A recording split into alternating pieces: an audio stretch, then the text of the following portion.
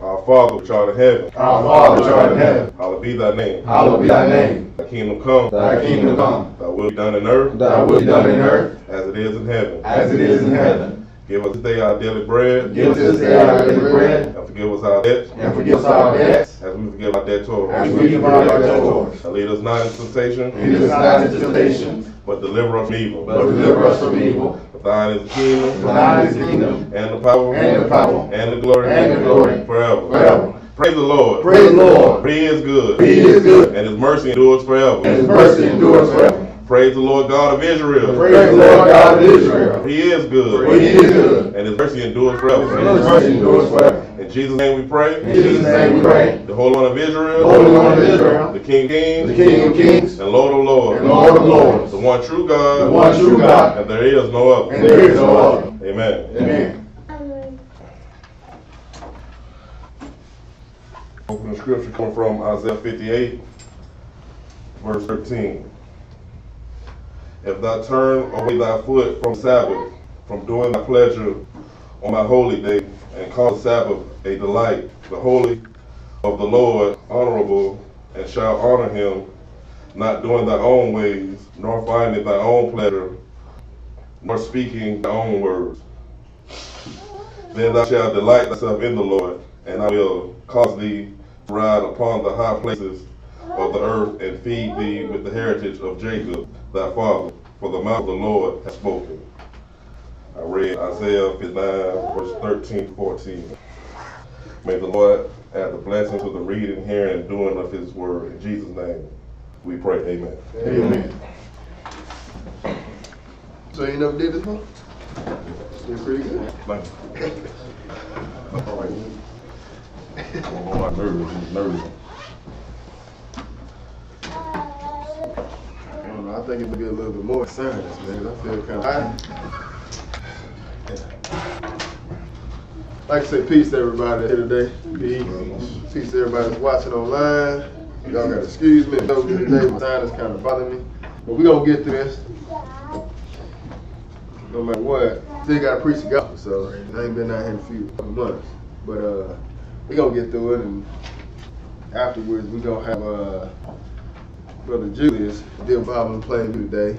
So we're going to move through this. It's not that long of a class, but it's definitely necessary to look at this. It's something we don't really teach that much when it comes to dealing with the word. It's not that we don't want to deal with it. It's just that, the preachers have made such a mockery of tithe and offering that, I guess my reason would be I'd be afraid for somebody who's coming into the word and looking for the truth. This happened to be their first time coming to church, and boom, first thing they see is tithe and offering. They may feel like, well, I should have stayed in the Sunday church. But, that ain't all we teach about. That's not all we discuss. There's a lot in the Bible that we go over. And one of the main things that are in there that needs to be talked about is tithe and offering. I think the last time I did this class about 6-7 years ago, we was in the house. And me and Brother Dyer, we just left it, it was an unwritten rule that we wouldn't teach it, or we leave it to Elijah to really deal with it.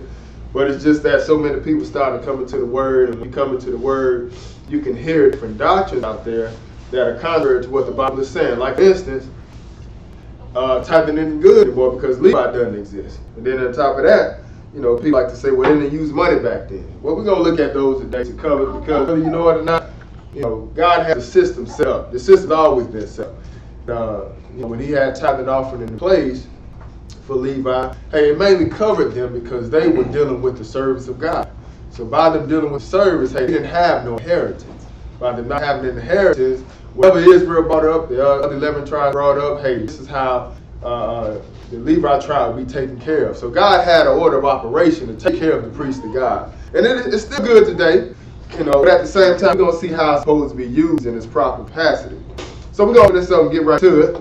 We're going to open this up at 2 Corinthians chapter 9, because even though looking at this, you can give all your tithes you want to. It don't matter whether you do it or not when it comes to man. It's all about God that it matters to. Something that he tell you to do, so it's something you're going to have to obey. But it all boils down to you know, the heart that's inside this man when it comes to paying your tithe. So let's go look at 2 Corinthians chapter 9. I have to move around a little bit, stay out of the air. But at the same time, I can't turn it off. Like I told you, I feel kind of high.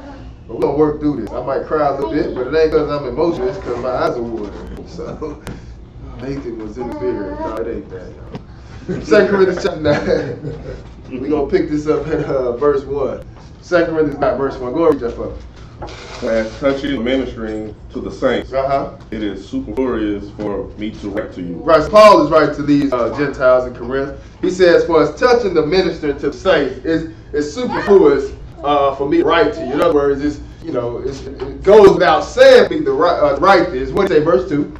For I know the forwardness of your mind, for which I boast of you to them in Macedonia, that Achaia was ready a year ago, and your zeal hath provoked very many.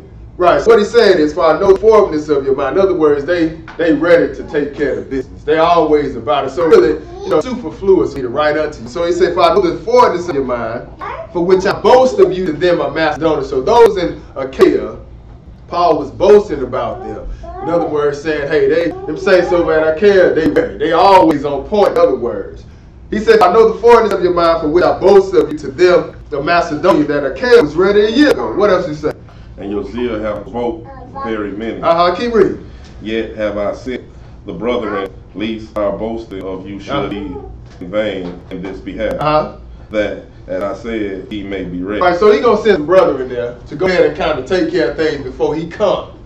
And he said, but even though I know you guys are forward and you're always ready and on point, I'm still going to send some brothers ahead of time just to make sure you're on point before we get there. Because I might mess around and come, you ain't going to be ready.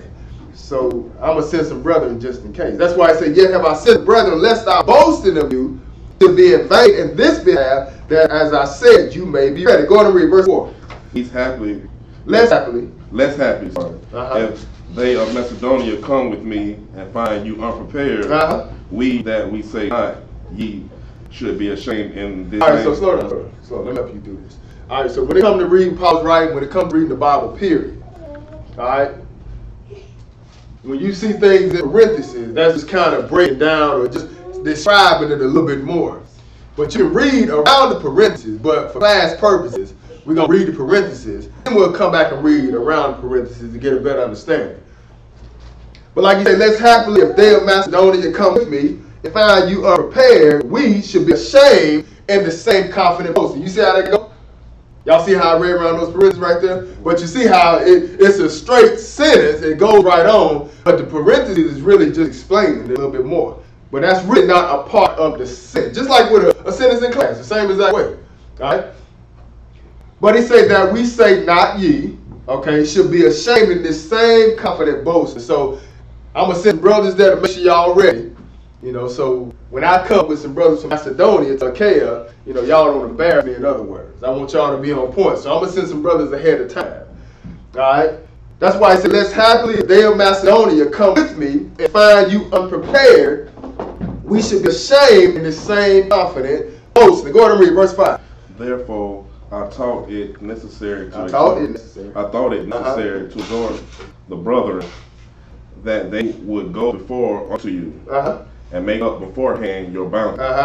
Wherefore ye had noticed before that the same might be ready as a matter of bounty and not as of covenant. Right, so in other words, I'm sending these brothers ahead of time, so y'all go ahead and get whatever y'all gonna give. Y'all go and have this stuff ready before we get there. All right.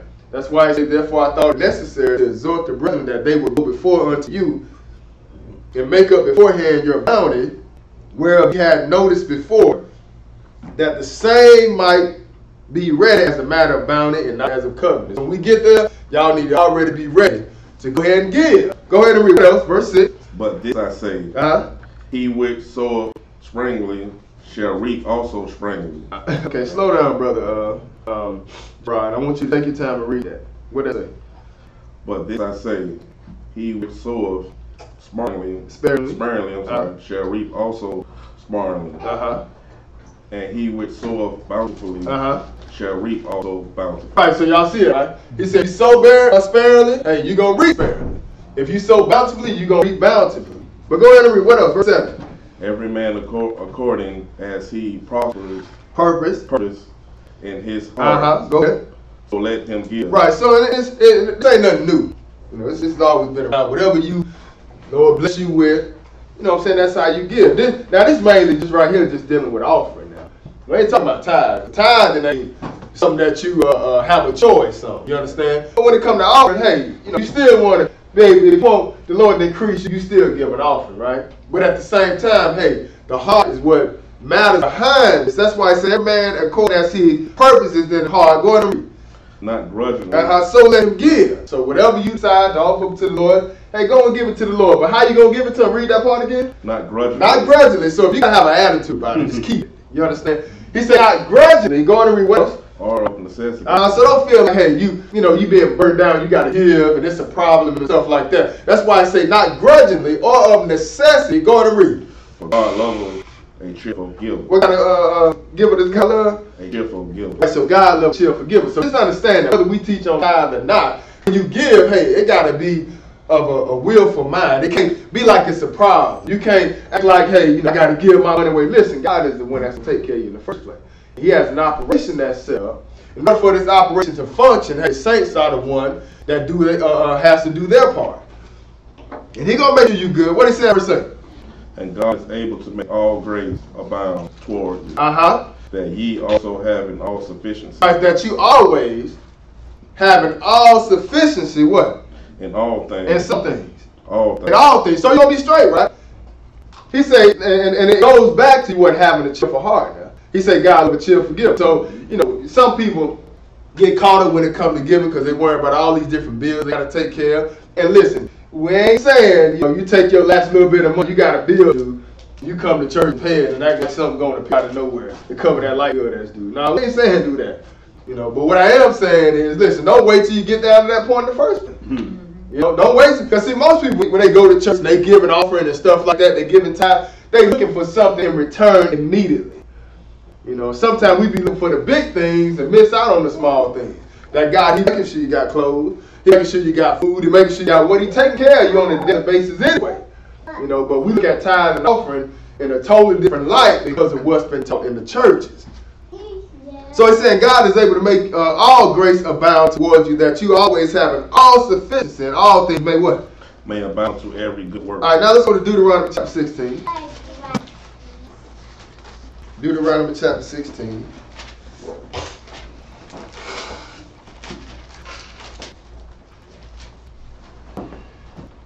Deuteronomy chapter 16. See, He's going to say the same thing just like Paul was saying. Give according to whatever you're able to give, that's what you do. But don't let it no problem. You know what God has blessed you with. You know what you're able to take care of. That's like with the feast coming up. Lord tell you, we're going to see that later on, that every man give according, that he is able. So in other words, you ain't got to be worried about what's going on in somebody else's house. Don't worry about what somebody else is giving. There's no need for no $100 line, $1,000 line. Ain't no need for all that. Like the brother was talking about earlier, I saw that myself. I was with me and a few brothers went to a church a few years back. We went in there to cause trouble.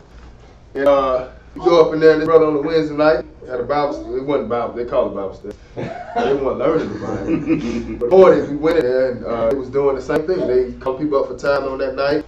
The sister went up there, paid the tithe. The brother just shined a light on her, just talking about her paying her tithe, and she gave this amount and so on and so forth. And I'm just saying to myself, like this, you make other people feel bad when they can't give no money.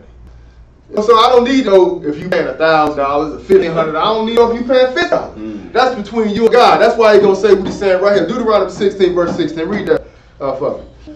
3 times in a year shall all the males appear. So He said 3 times in a year shall all thy males appear before the Lord thy God. Go ahead.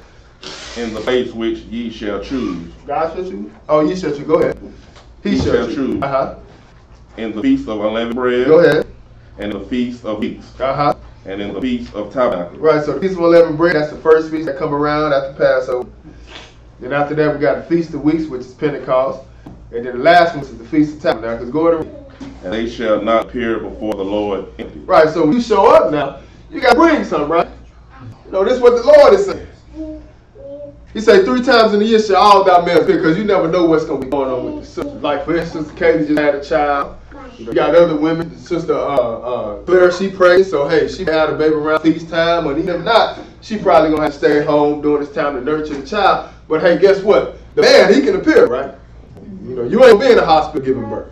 So you can get there. He said 3 times in a year shall all thy males appear before the Lord thy God, in the place where he shall choose, the feast of unleavened bread, and the feast of weeks, and feast of tabernacles. Go ahead and read. They shall not appear before the Lord empty. I keep reading. Every man shall give as he is able. Right, I'll say, now pay attention now, because everybody's situation won't be the same. He said every man going to give as he is able. So whatever God has blessed you with, listen, that's what you going to do. That's how you going to, and this is strictly looking at just an offering. But remember now, you got to make sure your mind is right, bringing something before God, because we don't look at somebody who offered up to God, but hey, his mind wasn't right, so the Lord didn't accept his offering. But he said, man shall give as he is able, according to what? To the blessing of the Lord thy God, which he hath given thee. Right, so listen, like I said, we don't need to be all up in nobody else's house. I don't need to be trying to see your check stuff and all that type of stuff. That's all you got is $25. Listen, that ain't my business. Whatever God has blessed you with, that's what you give. All right? But now let's go a little bit further. Let's go to Leviticus chapter 27. Leviticus chapter 27. Let's see what this tithe was really set up for. Leviticus chapter 27. Y'all got to bear with me. I'm going to fight through this silence. Leviticus chapter 27. I don't know, it got worse when we was coming down here. I think it was Brother Kevin driving that just messed me up. So we're going to be all right, though. Leviticus chapter 27. We're going to put this up at verse 30. Go read that for me, bro. And all the tithe of the land, whether of the seed of the land or of the fruit of the tree. So now you see here, right? You say all the tithe of the land would be of the seed of the land or of the fruit of the tree, right? It's the Lord's, correct? Yep. Go ahead and read what else? It's holy unto the Lord. So now tithe, which we're going to see, we just talking about a tenth. Okay, a tenth of your earnings. We'll see that in a few. But that's what a tithe is. You know, I think that's pretty fair when it comes to God. You make $1,000, you give 100. That's not bad, is it? That's pretty fair. He said, and that's all he required. He said, all the tithe of the land, whether the seed of the land or the fruit of the tree is the Lord, is holy unto the Lord. Now we stop right here. Hey, we can actually say that this side of tithing was set up. Wasn't no money around back then. But we'll be able to look and see that's not the case. Go ahead, what he said, verse 31. And if a man will at all redeem all of his tithe, he shall add thereto the fifth part thereof. Right, so you see how the Lord got a system also set up. If a brother have to redeem his tithe, hey, when he go to pay that back, he need to add a fifth on top of it. So the Lord had a little interest set up back then, you know, but you know, the Lord allowed it. He said, if a man would at all redeem all of his tithe, he need to take his tithe back. When you go to pay that tithe back, you add a fifth to that. If a man would at all redeem all of his tithe, he shall add thereto a fifth part thereof. And what else? Verse 32. Concerning the tithe of the herd. So now we got some tithe of the herd, right? We got some fruit of the tree. We got some seed of the land. And now we got tithe of herd, correct? What else? Or of the flock. The flock, go ahead. Even of whatsoever passes under the rod, the tenth shall be holy. Wait a minute, what is it called?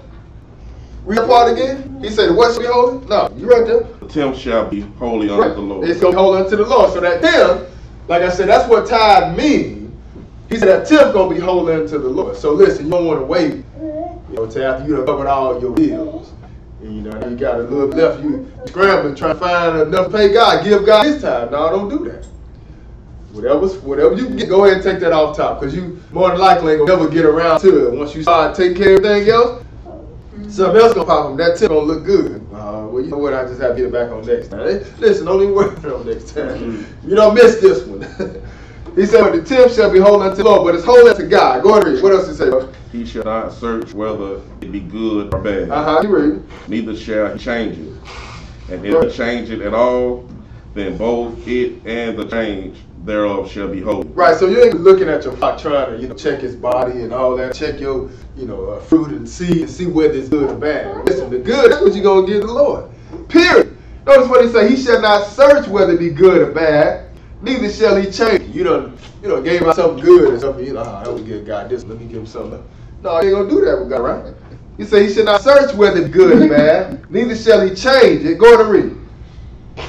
Thereof shall be holy, it shall not be redeemed. And if he change it at all, then both it and change thereof shall be holy, it should not be redeemed, right? All right, so if you have to change it, once you change it, that's it. That's going to be holy. You ain't going to be doing switching back and forth, all right? But now let's go a little over Numbers chapter 18. Numbers chapter 18.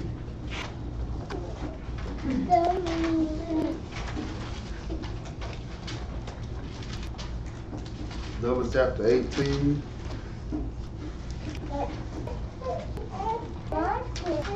So we saying right now, tithe actually, in just minute 10.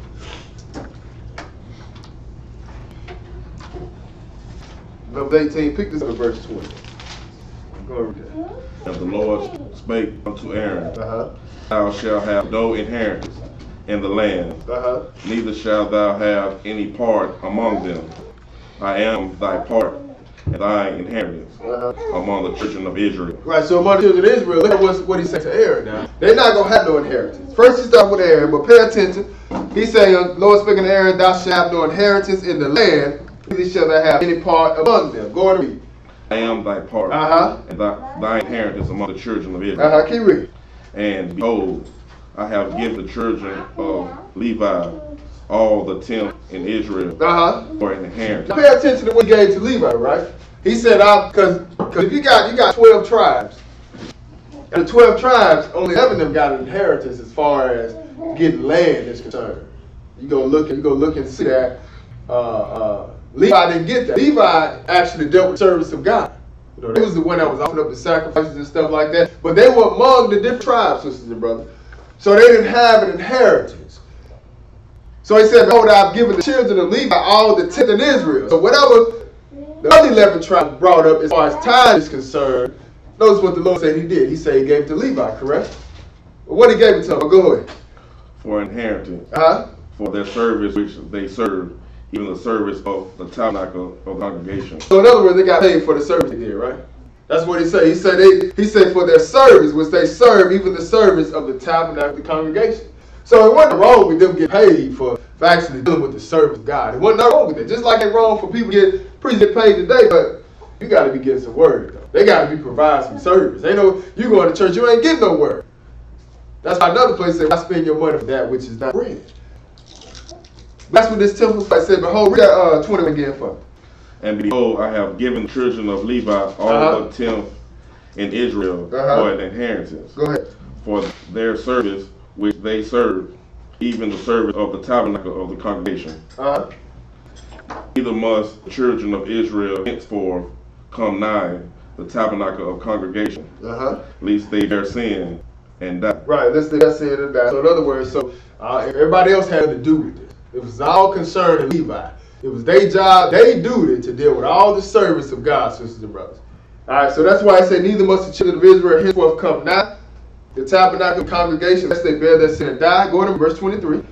But Levites shall do the service of the tabernacle of the congregation, and they shall bear their iniquity. That's right, keep reading. It shall be a statute forever throughout your generation, that among the children of Israel they have no inheritance. That's right, go ahead. What?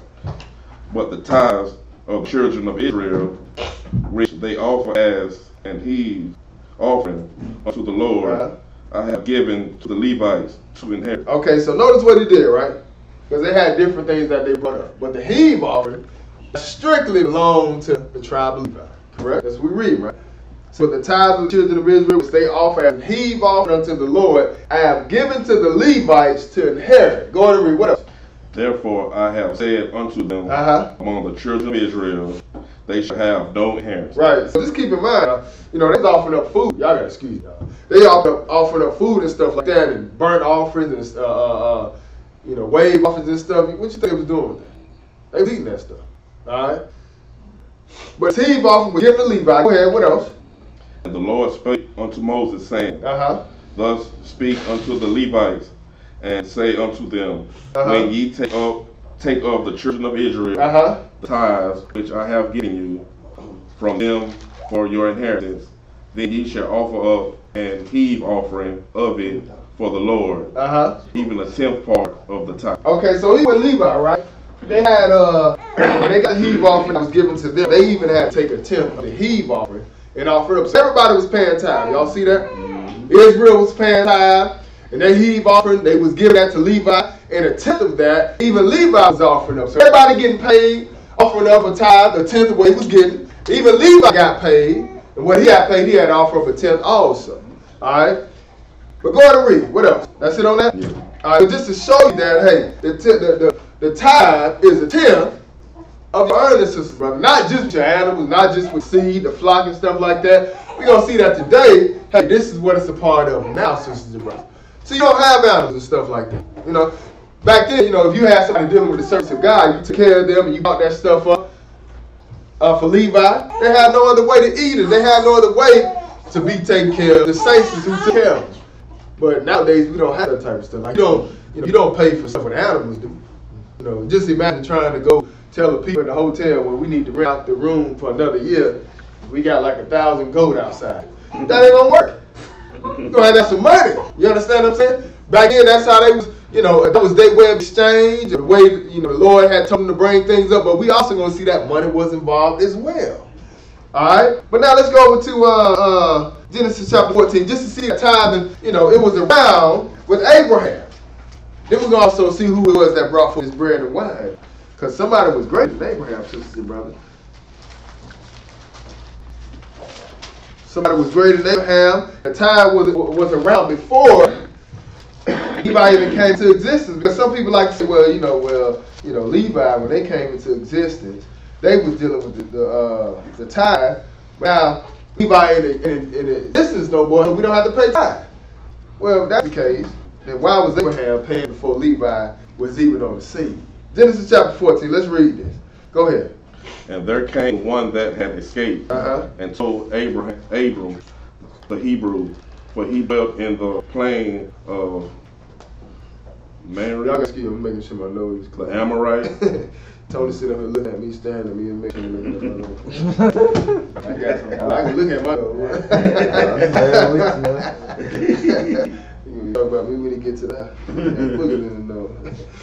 All right, so what's going on right here is Abraham, his nephew ended up, kings of Sodom, kings of Gomorrah, end up going to war, end up losing, in other words. Lot happened to be up in that area, up in Sodom, and when the other kings that came out to fight against the kings of Sodom and Gomorrah, when they beat them, they ended up taking all Lot's belongings. And word, one of the guys got away, escaped and came and told Abram what happened.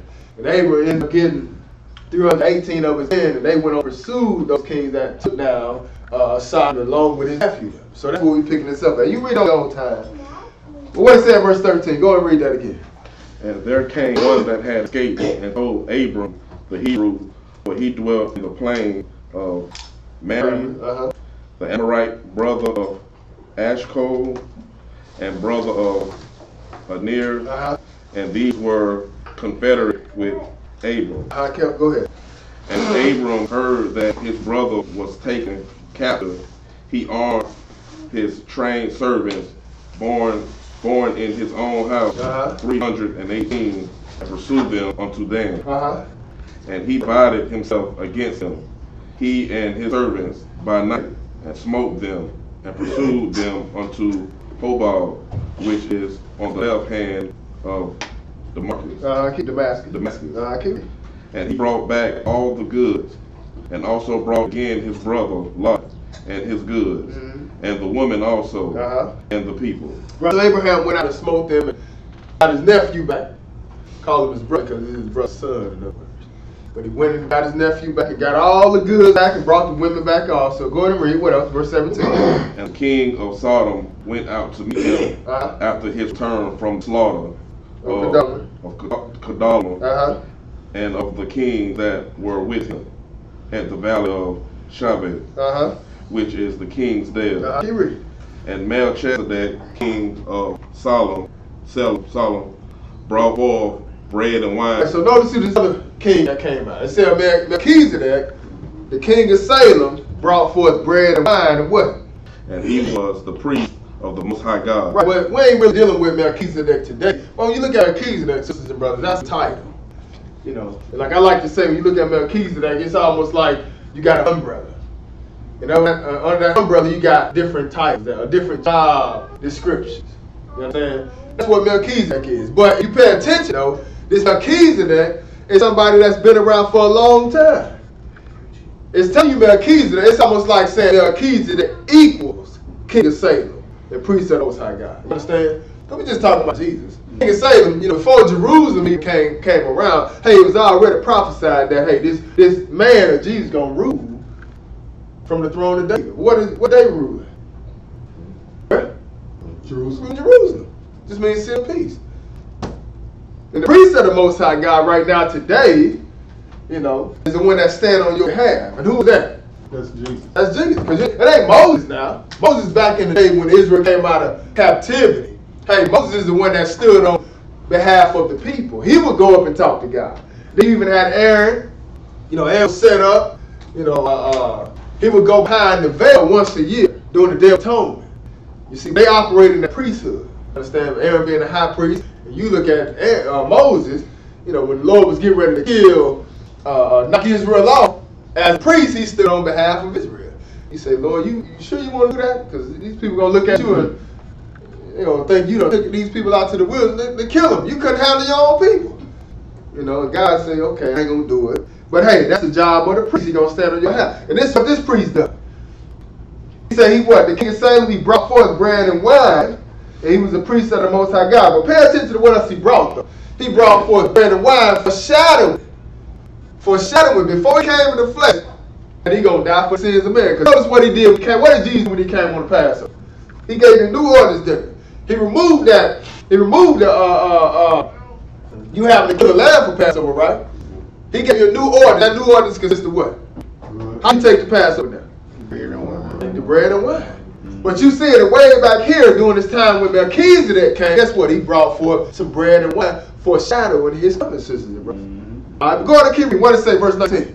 And he blessed him and said, Blessed be Abram of the Most High God, possessor of heaven, possessor of heaven and earth. Right, so the Lord blessed Abraham. It said, he, talking about Melchizedek, he said he blessed him and said, Blessed be Abram of the Most High God. His name was Abram before God changed Abraham. Abram of the Most High God, possessor of heaven and earth. Go to read what? And blessed be the Most High God, which have delivered thy enemies into thy hands. Keep reading. And he gave him tithes of all. Right. So notice what he did. He gave him tithes of all, right? I'm doing good. Y'all got bear with me, man. Good grace. So read that last part again. He did what? What Abraham did after he blessed him? He gave him tithes of all. Right. He gave him tithes of all. But see, Levi wanted him to see what? So that's why you got to watch people that say, well, Levi ain't here, you got to pay tithes. Because see, that's what happened. You know, brothers come up in the word, we don't have to leave it off. Just leave it off because I'm struggling up here too bad. We'll be all right. It didn't? Oh, okay. Yeah, I'm up here about to pass up with this science, man. But yeah, you look at some people coming to the word, what happens is they come in, they say things like, well, we don't got to pay tithes no more. Levi ain't in the priesthood, so we got to worry about that. But you just think about it, why is Abraham paying tithes before Levi even come on the scene? That let you know it's bigger than Levi, sisters and brothers. And I also let you know what Abraham was doing. Even Jacob was doing it, sisters and brothers. That lets you know that, hey, it must be good for us as well. That's why we had to deal. That's why we got to look at it because, you know, like I say, people come into the word and they hear all these different doctrines. You know, maybe what most people do, you have some brothers that wake up on the wrong side of the bed. They get up on the wrong side of the bed, they wake up and they find out who they are, and they throw the baby out with the bathwater. Anything that got to do with white man, even the name Jesus. You been baptized. They say you don't got to do it no more because it come out of the Christian church. No, it's in the Bible, sisters and brothers. If it's in the Bible, it's still good. Well, you throwing salvation away. You hear people say you ain't got to be baptized no more. But it clearly tells you that Jesus went down water himself. Clearly show you in the book of Acts how Peter that was baptized. When he came to the Gentiles, as a matter of fact, he said, is anybody here that can forbid them water? He didn't say spiritual, he said water. You look at Philip in the youth. What happened with Philip in the youth? When he went down there and preached to him. He took him down in that water. Then he got up and Philip disappeared. But the point is they went down some water. Likewise, you got to go on also. It's still good. Like I say, some people wake up on the wrong side of the bed. They want to throw everything away. But that's the wrong answer, sisters and brothers. This was around before Levi came into existence. So read that last verse again for me. One more time. And blessed be the Most High God, which have delivered thy enemies into thy hand. Keep reading. And he gave him tithes of all. All right, so Abraham gave him a tithe of all. All the spoils that he got, he gave him a tenth of all. But now let's go to Hebrews chapter 7. Let's look at this again. Hebrews chapter 7. Hebrews chapter 7. Yeah, I think that it was going to hit me right here. Right. Oh, dang it, boy. That's all good. We're going to get through this, and I'm going to get from up here. Woo. I'm standing right below up there. Hebrews chapter 7, verse 1. What does it say, brother?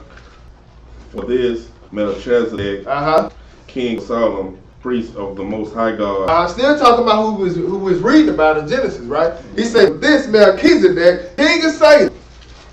Then say what? Priest of the Most High God. That's all Melchizedek is. It's just like, you just got different, like I say, different duties that fall up under Melchizedek. Like the president. Is that his name? Is that, like, he can't just be president.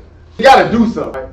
He got different types, different jobs that fall up under the president. Just like the pharaohs. Pharaohs back in the day was another name for kings. But they had different jobs, they had different duties that they did, sisters and brothers. Well, like Melchizedek, hey, is King of Salem, priest of the Most High God. This is what he is. This is what we talking about. All right, go to read what he did. Who met Abraham returning from the slaughter of the king and blessed him. Right, so we just read about that, right? This Melchizedek, he met Abraham. First it said Abraham didn't die, it's Abraham. But that's how you must talk about the same person. Who met Abraham returning from the slaughter of the kings and blessed him. Go to read verse 2.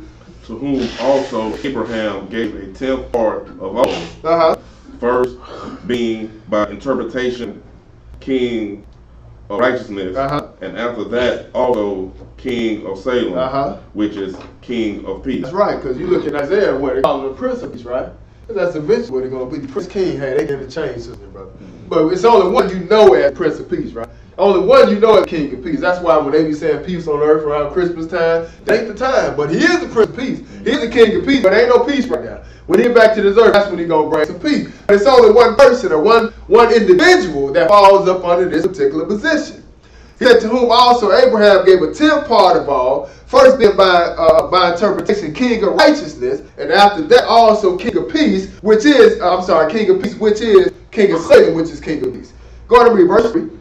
Without father, without mother. Right, because some people, you're going to run into some people that don't say this is Shem. You ain't ran into it yet, you will. Yeah, I have. Some people going to say this is Shem, who we're talking about. But look, brothers and sisters, we know for a fact, without a doubt, Shem had a father, didn't he? Who was Shem's father?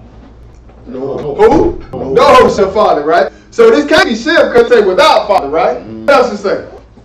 Without descent. I say without father. What else? Without descent. Without, what else? What did come after that? I mean, without mother. Right, without mother, right? So he didn't have a father or mother, so it can't be Shem. Because he had both of them. What else? Without sin. Having neither beginning of days nor end of life. Right, so all of us, as far as man is concerned, we had a beginning of the days. We all have a time frame when we start. It's called your date of birth, right? Right. And you also got a date when it's going to end if we don't live to see the Lord return. But that's why they give you a death certificate. Your day of death, right? But this one right here, like, he ain't got no father, no mother. It says, without sin, having the beginning of the days, what else? No end of life. No end of life, because he's everlasting, sisters and brothers.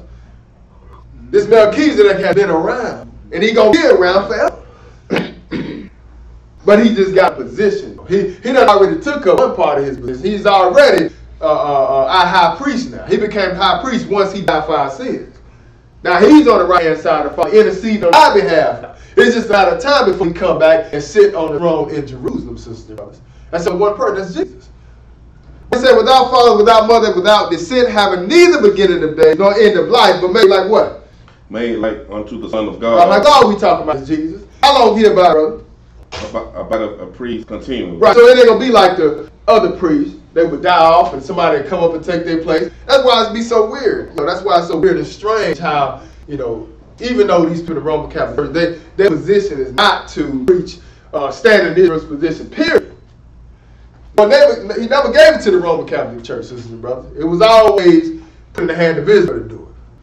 But even it's strange to them, after a while, you had a priest a few years ago before this pope, he just quit, didn't he? He said, I'm done, I can't do this. I'm tired. And this other one here, before he even got chosen, well, he got chosen to be priest, he said, I might do 2 years. You know, so he was already putting in the minds like, I ain't going to stay in this thing till I die. But listen, this is how originally, when Levi set up, they was in office until they died. It wasn't, you taking a break, they call it sabbatical and all that. You wouldn't do nothing there. You stayed in the service until you died. That's why I was pointing out the fact here that he was made like unto the Son of God, a priest continually. That's what Jesus is. You got to worry about these priests dying off and staying to the office till they die and never come up. Now, this priest right here, listen, he going to be the high priest forever. Go ahead and read. What else? What does it say in verse 4?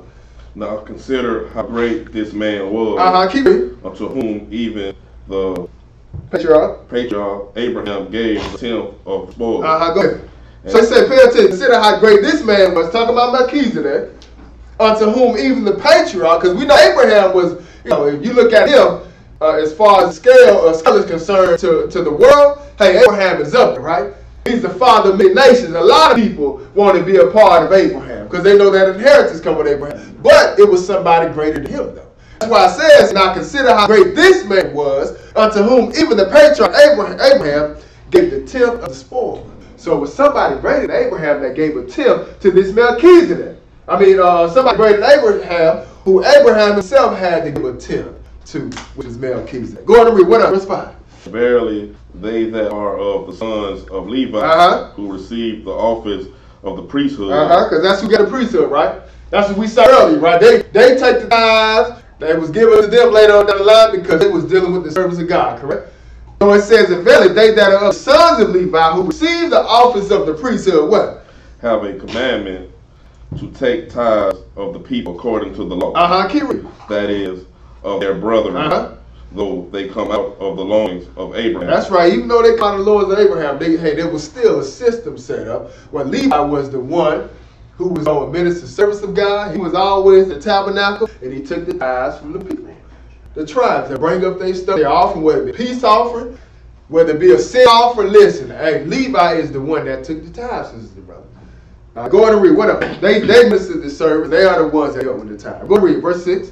But he whose descent is not counted from them who received tithes of Abraham and blessed him that had the promise. All right, you see that, right? It said, but he whose descent is not counted from them, who are we talking about? It said, but he whose descent is not counted from who? It said from them, but who we talking about? Don't be afraid to say it. Say it. It's class. Jesus. That's what we're talking about. It said, but he whose descent... The camera's like, we're going to throw it against the walking stick. We good. But he whose descent is not counted from them, talking about Jesus, he didn't come from Levi. Right? That's why I said, but he whose descent is not counted from them, received tithes of or from Abraham, and blessed him that had the promises. Go on and read. What up? And without all contradiction, the less is blessed of better. That's right. Hey, even though Abraham was in the mind of us, and we see he's a great person in the Bible, hey, he was still less than the better, which is Jesus himself. That's why I say without all contradiction, the less is blessed of the better. Go to verse 8. And here man that died receives tithes. But there he receiveth them, of whom it is witness that he liveth. Now pay attention to what this says. I want y'all to really focus on this. It said here, talking about on this earth, right? Then that died received tithe. Because in other words, hey, you had like this revolving door. Now Levi said they would do the service of God, and they stay in that service, then they got old and died, right? And they keep going. Just keep on going like a revolving door. They received tithe. But pay attention though. It says, but there he received them. What's on when he say there? He in the heavens, ain't he? It said, but there he received them. Now, do you actually take your tithes up to God? You don't need them on the stairway to heaven or nothing like that, right? But the point is, listen, when you giving your tithe, hey, he made record of that. You giving it to the operation of God, sister and brother. But like I said, it ain't like you physically walk up there giving it to him, though. So it ain't about the person. You ain't giving it to Brother Elijah. You ain't giving tithe to Brother Hoover. You understand? You actually do pay tithe because God is the one that set this thing up. And they supposed to make sure it's being, put out and take the business of God, or what God is taking care of. You understand? But God is behind it, though. That's the point. That's why I said here men that died received tithe. They had a system set up with Levi. But now you got this new priest on the scene, Melchizedek. He done went off in the heavens. So now he's receiving the tithe, but you don't see it. It ain't like he come down and get this stuff like that. But like I said, he still got the order set up on earth. You understand? But he's over now. That's why I said, but there he received them, of whom what? Of whom it is witness that he liveth. Right, but he ain't gonna keep dying though. That's the witness that he's alive. He ain't dying off like the old priest did. He lived forever. That's why I said, of whom it is witness that he lived. Go ahead and read verse 9. And as I may say, so say, Levi also, who receiveth tithes, paid tithes in Abraham. So even though Levi was the one set up to take tithe, notice what they did. It says, and as I may so say, Levi also, who received tithe, paid tithe in Abraham. How they do it? Verse 10, bro. For he was yet in the loins of his father when Melchizedek met him. Right. So in other words, Levi was in the loins of Abraham when Abraham met Melchizedek. So in other words, just take it all the way back. Listen, it was around before Levi came into it. Even Levi had to pay the tithe. Right. Even though they did it physically. In other words, just letting you know, hey, this was around. This priest was here before Levi came about. This is the one that you need to be concerned about. All right, but let's go over to 1 Corinthians chapter 9. 1 Corinthians chapter 9. But it just be a lack of understanding. I'm not trying to really hound nobody, beat nobody up. It's just be a lack of understanding when people say things like that, because it's bigger than that. It's bigger than it just stopped. That's the whole point of showing you how it was going on during the time of Abraham. During the time of Melchizedek, because it was bigger than that, sisters and brothers. Levi wasn't even in the picture when Abraham met Melchizedek. So evidently must still be good for us also. Even though Levi ain't in the picture as far as administering the priesthood and stuff like that. 1 Corinthians chapter 9, read verse 7, bro. What it say? Who bore a warfare anytime at his own charges. Who planteth a vineyard and eateth not of the fruit thereof. Or who feedeth a flock and eateth not of the milk of the flock. Say I these things as a man, or saith not the law the same also. Okay, now pay attention to what's going on here. It said, who goes to warfare at any time at his own charge, right? Who plant a vineyard, eat not of the fruit thereof, or who feed the flock and eat not of the milk of the flock. So who gonna go to war and pay for it himself? You know what I'm saying? You look at America. Hey, the taxpayers paying for these wars. But he said, who go to warfare at any time at his own charge? Who plant a vineyard and eat not the fruit thereof? Just think about it. You plant a vineyard.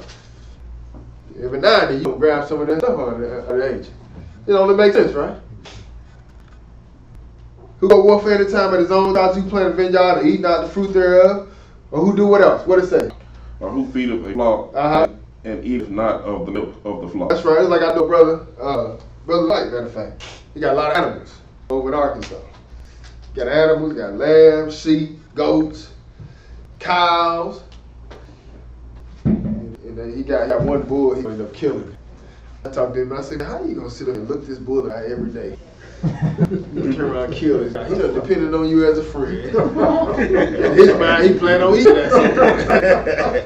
You know what I'm saying? The point is, John, you turn on just a little. I'm gonna have to start. I ain't trying to have y'all so, man. I'm gonna just have to. I know it's getting hot in here. Huh? You good? Well, just crack the door right here. Just open those doors a little. Some just picked on the mirror. I believe like I felt it's just me. You did? Yeah, you just crack the door, man. Let's marry.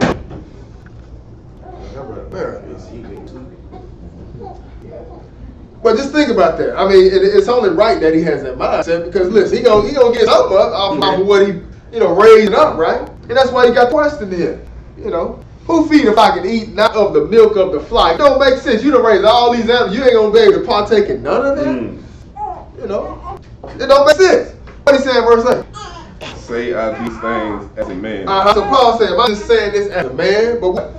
or saith not the law the same also? Right, so we're going to take you back to the Old Testament. He said, am I saying this as man or saying not the law the same also? What does it say, brother? For it is written. So anytime you say what is written, it's referring you back to the Old Testament, sisters and brothers. Keep in mind now, hey, they wasn't around when the New Testament was put together. You know, maybe what you see with Paul's writing, these are epistles, these are letters that were written. All right, so now you see, hey, in our time, these letters are all put together inside of a book. That's what Bible means, a compilation of books. All right, and then most everything that you see in the New Testament coming from Paul are letters, sisters and brothers. So when they were referring back to what he say as it is written, he's just taking you back to the Old Testament. All right, so he said, for it is written in the law of Moses, thou shalt not what? Muzzle the mouth on the ox that treadeth out the corn. Right, so listen, if you got ox out there treading, out there working, he out there, you got this ox working for you and stuff, listen, don't try to put a muzzle on his mouth if he pick up a few pieces of corn.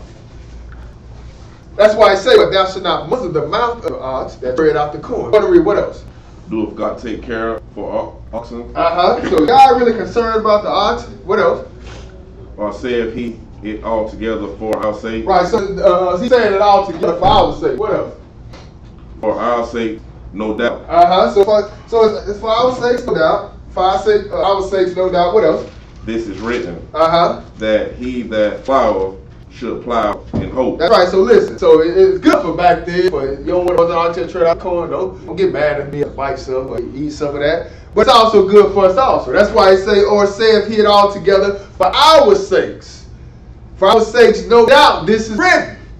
That he that plows should plow in hope. So if you got somebody dealing with the gospel, hey, it should be no problem if he be able to live of the gospel. Ain't nothing wrong with that. The problem is when you start living lavishly.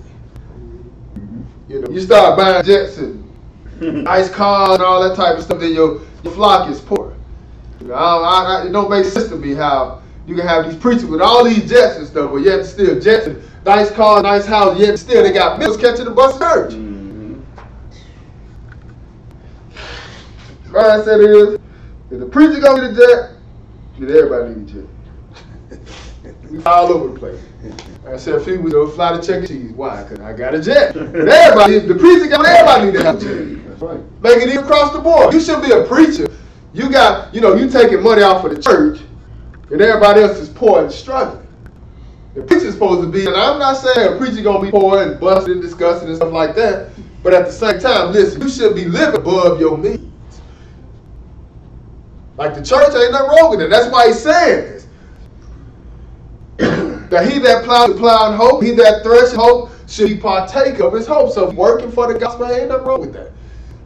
But what we see going on today, this is unnecessary, sisters and brothers. This is way out of control. That's why we like dealing with tithes and offerings. Because they're taking advantage of the people. It's all about money now. You go to church, it's all about money.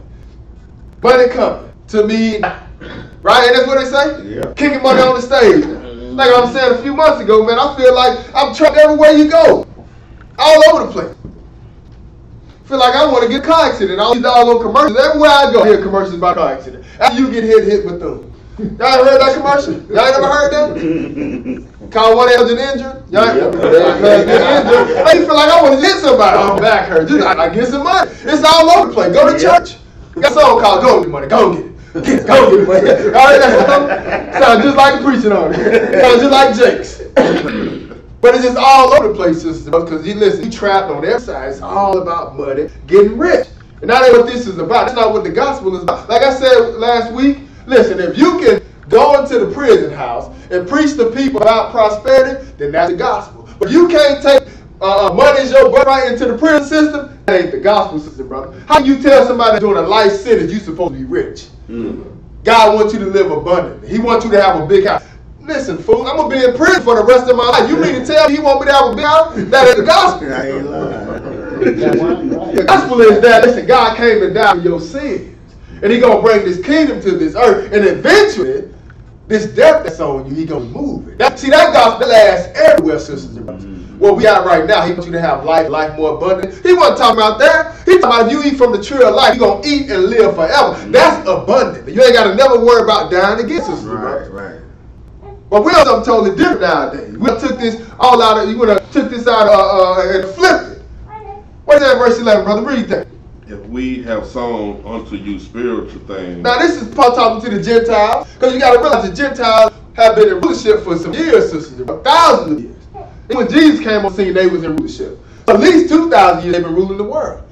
But Israel has always had the word. That's why they say, listen, if we have sown unto spiritual things, go to read else.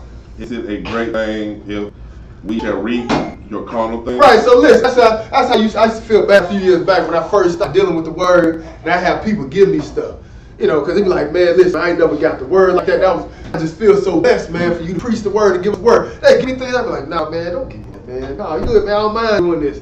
When I saw that right there, I was like, yeah, I'll take that. Yeah, I'll take that. I don't mind, I'll take that. And what Paul said, he said, listen, we sow unto you spiritual things. Is it a great thing that we reap your carnal things? And listen, some people actually look at the word as a gift. Right. They don't mind giving you stuff like, listen, man, you did this for me, man. Hey, we bought something for you. Why don't you have this, man? I used to turn it down. Nah, man, we good. I don't need that, man. Praise God. Now I'm like, yeah, thanks, man. I appreciate it. Right. I go home and play with it. Got me a new toy now, you know what I'm saying? But I ain't gonna go begging, but hey, I ain't gonna, if somebody you never know how they look at it. They look at it as a gift of God. You know what I'm saying? But Paul said the same thing, ain't he? Read it in verse 11. If we have sown unto you spiritual things, is it a great thing if we shall reap your carnal things? Right, so listen, it's like almost automatic. It shouldn't be nothing strange. We as Israelites sowing into you spiritual things, it shouldn't be a problem if you giving us carnal things. So it shouldn't be an issue if you paying the preacher. You understand? Because he's sowing into you spiritual stuff. So you taking care of the preacher, you take care of the pastor, ain't nothing wrong with that. It's just when he start getting out of control. You know what I'm saying? When he start coming to church and the sermon is about money. That's when it becomes a problem, sisters and brothers. Go ahead, what else? Verse 12. If others be partakers of this power over you, are not we rather? Right. So listen, if anybody, you see people taking advantage of you in this position, hey, if anybody got the right to do this, we have the right to do it. That's just like this. If anybody got the right to get paid, the brothers that are actually preaching the gospel have the right to get paid, sisters and brothers. But what Paul say? Read that. Nevertheless, we have not used this power. That's just like us. Nevertheless, we have not used this power. I got a job. I got my own business. I work. Nemo will tell you I work. Me and my son, we get out there where we cut yachts for a living. Landscape for a living. I work. I get down and dirty. My daddy raised me that way. I ain't got a problem with that. Anybody gonna come and tell me when I get old I can't work though. You know what I'm saying? I'm still preaching the gospel. But the point is, right now I can't. Right now you have brothers who work, so we take pride in working. We don't use this power. That's what he said. He said, nevertheless, we have not used this power. Not to say there's something wrong with it. We just rather not. Go on, what he say? But suffer all things, lest we should hinder the gospel of Christ. Right, so we just suffer all things. We'll deal with it, we put up with it, because we don't want to hinder the gospel of Christ. Go to read else. Do ye not know that they which minister about holy things live of the things of the temple? That's right. Take it back, Levi. Hey, Levi dealt with the sacrifice, the things of the temple, the holy things. And it's only natural that they were able to live off of it, sisters and brothers. He said, do you not know that they which minister about holy things live of the things of the temple? Because they was there all the time. They dealt with the sacrifice. They dealt with all the different things that Israel brought up. And they also ate off some of that stuff, sisters and brothers. So what's that? And they which wait and altar are partakers with the altar. Go ahead. Even so have the Lord ordained that they which preach the gospel should live of the gospel. Right, so that's not a question. That's a period, brother. So he said, they which wait at the altar are part. I'm going to read 13 of them. Do you not know that they which minister about holy things live of the things of the temple? Then it says that they which wait at the altar are partakers of the altar. They dealing with the altar. They offered up your sacrifices, you know, sweet smelling saviors up to the Lord. Hey, they had to deal with that. They had to cook all that stuff, but they also was able to take part in that, to eat that stuff too, sister brothers. Go back in the Old Testament. You'll see how Levi had it. God had it up with set up with Levi. But then he said, "What? Even so, hath the Lord ordained that they which do what? Preach the gospel. Should live of the gospel." Right, so listen, so it's like they had it, God got it set up now. Those who preach the gospel, they should live of the gospel.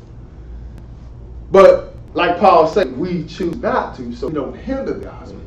We rather listen. The only thing we really get gas, fill up our vehicles, to get out of town and preach. Then on top of that, we ain't got no problem doing it. We do it with joy. We got no problem with you. So you been your brother for years, thousands of years, and Lord wake you up and you realize what the problem is. I do it for free. Right. You don't got to pay me. We already in a bad enough situation. I don't need no money. But he even so have to know the day that they was preach of the gospel should live of the gospel. Now let's move on. Let's go over to Genesis chapter 4. Genesis chapter 4. Look at these offerings.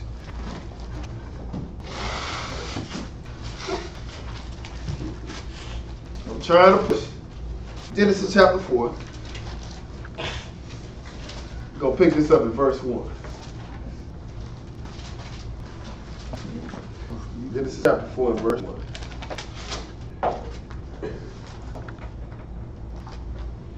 right, go ahead and read that for me.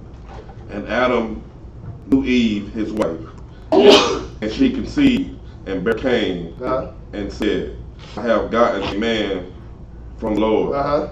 And she again bare his brother Abel, and Abel was a keeper of sheep, but Cain was a tiller of the ground. Keep reading. And in process of time, it came to pass that Cain brought of the fruit of the ground an offering unto the Lord. And Abel he also brought of the firstling of his flock and of the fat thereof. And the Lord had respect unto Abel and to his offering. Okay, so y'all heard about Cain and Abel, right? Cain killed his brother Abel. But the problem was, let's see, it said Abel was a keeper of sheep, because some people like to say, people come with all type of different stuff. They say, well, Abel, the reason why Cain offered what is said because he was tiller of the ground. It doesn't say that. We're going to see what does that happen. But hey, right at the gate, notice, it says, verse 3, it's going to clearly give you a difference between the offerings. It says, in the process of time it came to pass that Cain brought of the fruit of the ground and offered to the Lord. But some people like to say him by him bringing fruit of the ground, that was the problem. Now, it's going to tell you the difference. It said Abel, speaking to him getting ready to bring his offering, it said he also brought of the firstlings of his flock and the fat. So, in other words, he brought best. You see? Cain brought an offering. Like we first started off, you can bring God an offering, but listen, your attitude behind it, if it's going to be an issue, don't even bring it. You might end up doing more damage than you do good. Go and keep it. That's the problem. Be honest with yourself. I don't want to give. So listen, I ain't saying, I'm not telling you not to give, but to keep yourself out of trouble, don't even bring it if it's going to be a problem. With the time, you ain't got no choice. You ain't got no, that's a command. But you still want to offer some things, and if you're going to offer it up to the list, you need to have a good attitude about it. But it said, in the process of time, it came to pass that Cain brought of the fruit of the ground and offered unto the Lord, and Abel, he also brought of the firstlings of his flock and the fat there. So he brought the best to God. Go ahead and read, finish that. The Lord had respect unto Abel and to his offering. Right, so the Lord had respect unto Abel's offering. Verse 5, what did it say? But unto Cain and to his offering, he had not respect. So the Lord didn't have respect for Cain's offering, right? Go ahead and read, what else? And Cain was very wroth, and his countenance fell. Right, so now you more like heard what happened. He ended up killing his brother because of that. He was mad and he ended up killing his brother because of that. But it just shows you how a little bit of sin can get in there. The Lord told him, listen, he gave him an opportunity, told him, you do well. It's all good, in other words. Matter of fact, read verse 7. And I'm going to pull up something. I need to pull up something from not last week, a couple weeks ago. Verse 6. Yeah, read verse 7 for me. If thou doest well, shalt thou not be accepted? So he told him, listen, if you do well, yours will be accepted too. Go ahead, what else? And if thou doest not well, sin lieth at the door. But if you don't do well, sin lieth at the door. It's going to be a problem. Go ahead and read, what else? And unto thee shall be his desire, and thou shalt rule over him. So listen, you don't want to allow Satan to get in there no type of way. But hey, it's got a lot to do with what's going on in his mind now. Got a lot to do with what's going on, the heart. We ain't talking about this here. We just talking about right here.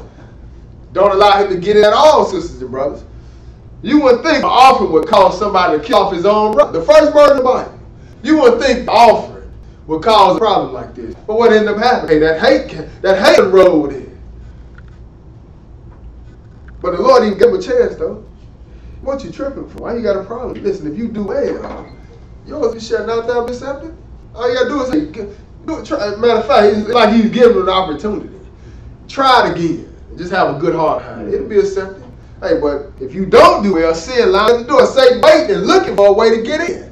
Go to Hebrews chapter 11. This is the faith chapter. Everybody heard about this, right? Let's see what the problem was. Hebrews chapter 11. I need to find something right quick. I want to show y'all something. See, I meant to write it down. Hebrews chapter 11. Gotta find my scriptures from a few weeks ago. Hebrews chapter 11. Go and pick this up at Hebrews chapter 11. We're going to pick this up at verse 4. I'm sorry. No problem. Hebrews chapter 11, pick this up at verse 4. Okay. I'll go and read it. By faith, Abel offered unto God a more excellent sacrifice. Now y'all know y'all know the faith chapter, right? That's what this is all about. You got all the patriarchs, the different things, the different people that died for the word of God. But hey, they had faith. This is where you come to find out about having faith. That's why I start off. Now faith is the substance of things hoped for, the evidence of things not seen. But it goes on to tell you about these two brothers. It says, by faith, Abel offered unto God a more excellent sacrifice. That's what faith will have you do, though. Yeah, listen, just with the simple things in our life, you wouldn't have no problem taking care of tithes and offerings if you got faith in God, sister, brother. You know, that's why that's a lot of the reason why we hold on to money. That'd be a whole lot of reason why we don't pay, because we worry about having bills and stuff like that. Listen, the bills gonna pay no matter what. As a matter of fact, it gets even worse if you hold out on God. I'm going to show you that. It get even worse because he's the one that supplies it in the first place. He the one that makes sure you have money, make sure you taken care of. When you try to hold out on him, man, he'll make some things happen. You'll be saying to yourself, I should have just went on it. But it all has to do with faith, though. He said, by faith, Abel offered to God a more excellent sacrifice, right? Go to read, what else?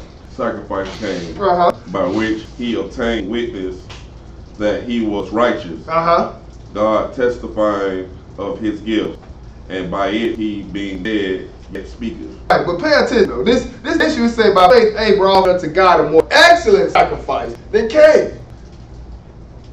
Evidently he ain't have it wasn't no issue with him. It wasn't no doubt there. It wasn't no problem with him. He said by faith Abel offered unto God a more excellent sacrifice than Cain, which he obtained witness that he was righteous, God testifying of his gifts, and by it, he being dead yet speak. Right? Even though he's dead, he still speaks. That's what we talking about. He made it all the way into his faith chapter. But what he offered up a more excellent sacrifice than Cain, sisters and brothers. So evidently, hey, you can offer up your offerings, sisters and brothers, but it's going to all boil down to what's in that mind, sisters and brothers. If it's going to be a problem, don't even, God ain't in the business of begging. Just understand. That's why I have to, make sure I point that out to several times and let people know. Listen, God ain't gonna beg you for nothing. He said, I got cattle on 1,000 hills. If I was hungry, I would ask you for it. But he just put something out there, got a system set up that you have to obey, and it's for your benefit. You understand? But now let's go to Proverbs chapter 3. Proverbs chapter 3.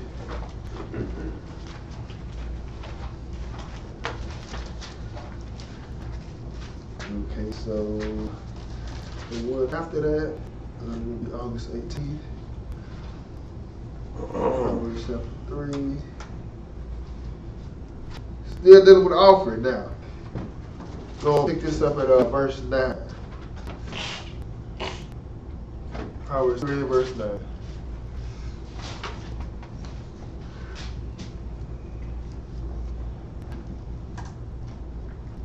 I'll go and read it for you.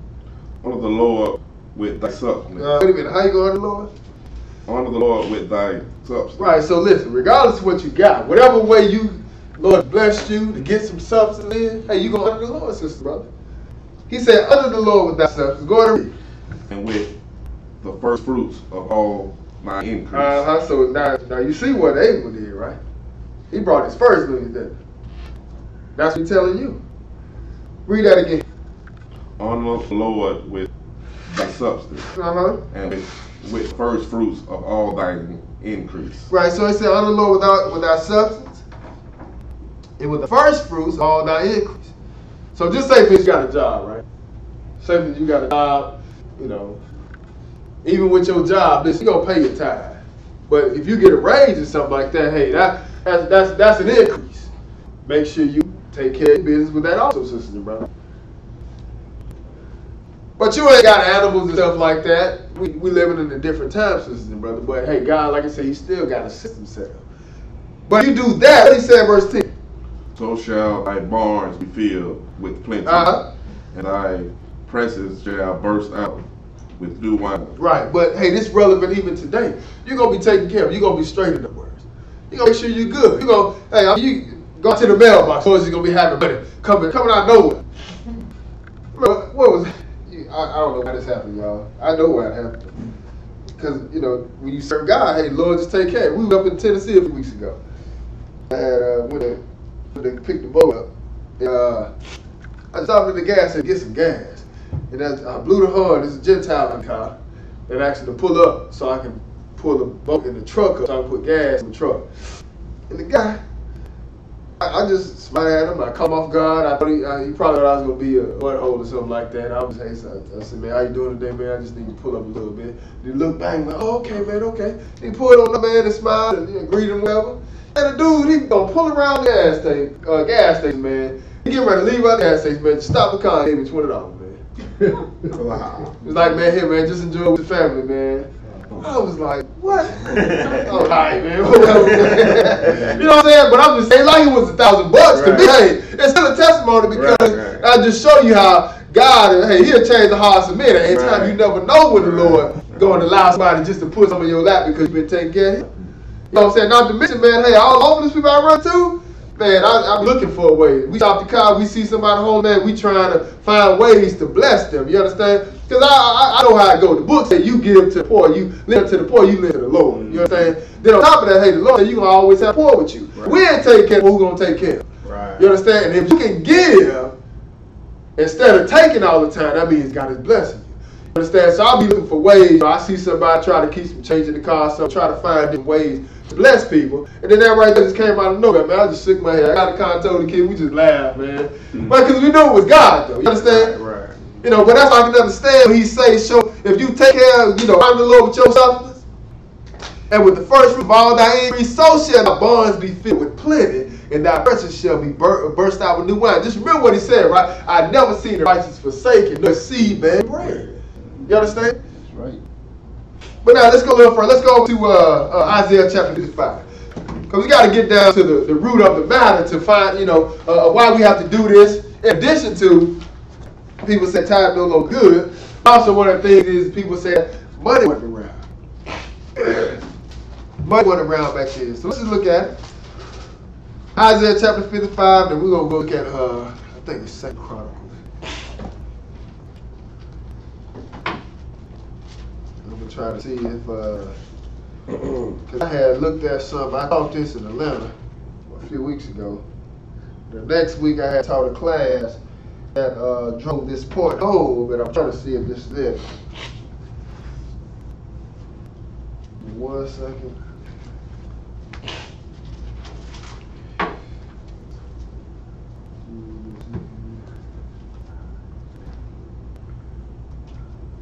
Yep.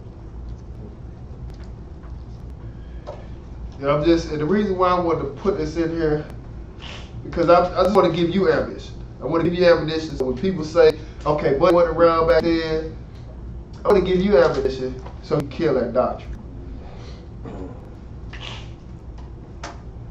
Let's see here. It's only a certain part. All right, so go to Isaiah 55. Let's go start reading that first, and then we're going to go to 2 Chronicles 24. And we almost done. We almost done. It's my first time ever teaching. My son is hitting like this, man. I always have a chance to catch it or something like that, but I don't know what happened. Nebo said I was cut a yard and some pesticide spray or something down. I remember cutting yard like that a few days ago. And I think it got me. But I've been doing good all summer. I usually stay on top of it. I got caught though. But I'm still gonna preach gospel. I don't care. As long as I can stand up right and talk, I'm gonna preach. It's just that fight with Satan. I can't let him win this from him, brother.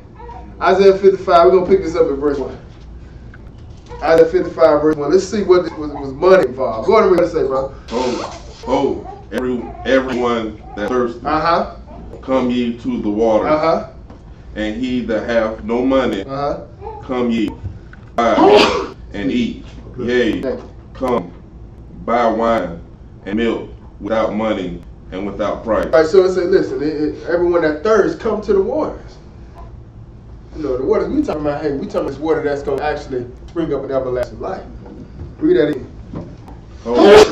Everyone that thirsteth, come ye to the waters, and he that have no money, come ye, buy and eat.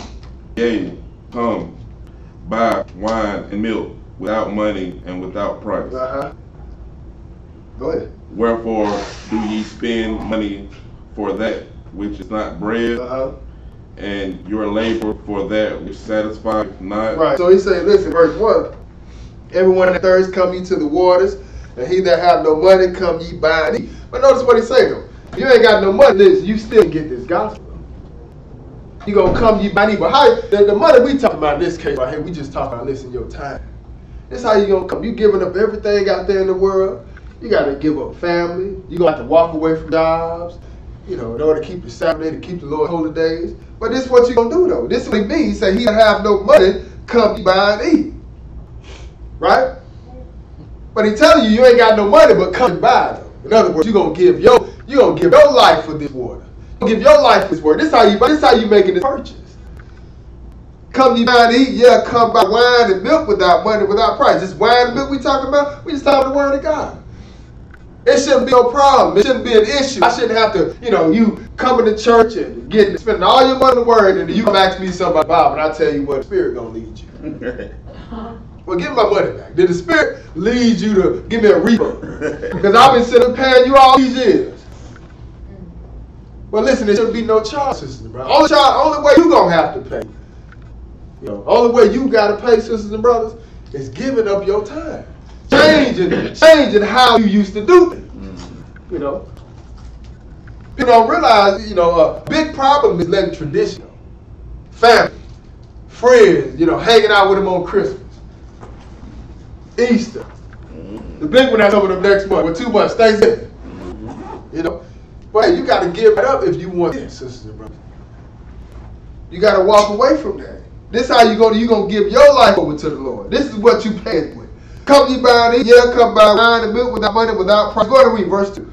Wherefore do ye spend money for that which is not bread, and your labor for that which satisfies not? Notice what it says. He said, wherefore do you spend money for that which is not bread? You up there, you put all your time, you put all this work in, and you ain't getting nothing. You ain't getting nothing in return. You ain't getting nothing in exchange. That's why he said, wherefore do you spend your money for that which is not bread? What you think you get when you go to these Sunday churches? What do you think you get when you deal with Islam? You deal with Buddha and all that type of stuff. Listen, that ain't no bread. That's why they tell you Proverbs. You got this other type of bread. It ain't the real bread though. Jesus is the bread of life. But you can tell what type of bread somebody eats. When they open up their mouth, you know what come out? Gravel. That's why you talk to somebody about the word, they can't explain the Bible at all. Simple things. The Sabbath is on Saturday. Well, no, it's actually on Sunday. Wait a minute. Sunday the first day of the week. Well, it's still Sabbath. You eat gravel. Pork is unclean, right? Shrimp, catfish, and lobster, that's unclean. Well, we can eat anything in prayer, but you got to eat gravel. That's what you eat. Easter. Jesus died on Friday, got it early Sunday morning. That's gravel, sisters and brothers. That's a different type of bread. That's why Jesus referred to himself, he's the bread of life. Solomon warned about this other bread. He said bread is sweet to a man, but they got that deceit with it, sisters and brothers. As soon as they open their mouth, you know what they've been eating.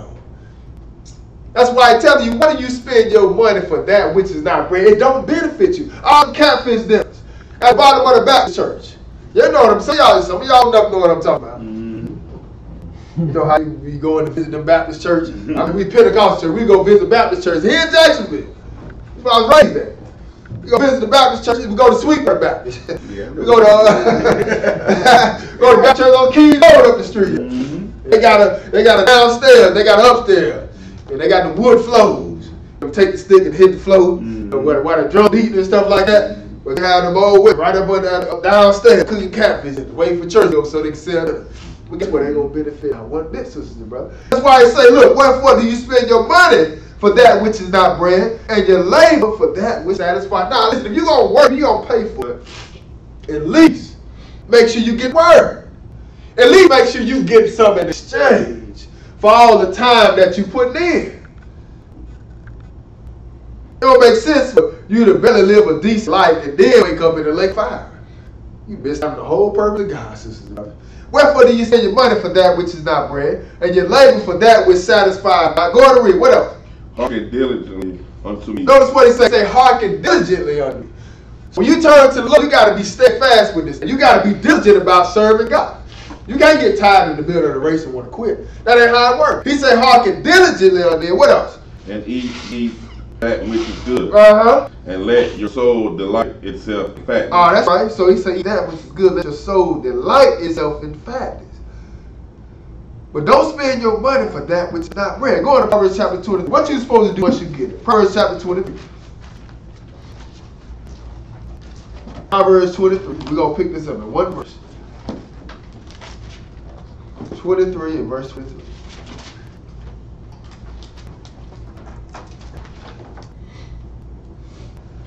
Go and read that for me. Buy the truth and sell it not. That's right. So once you get it, listen, you buy the truth, you get it. We talking about you doing everything you can to find the word. God give it to you, and then you want to hold back on it.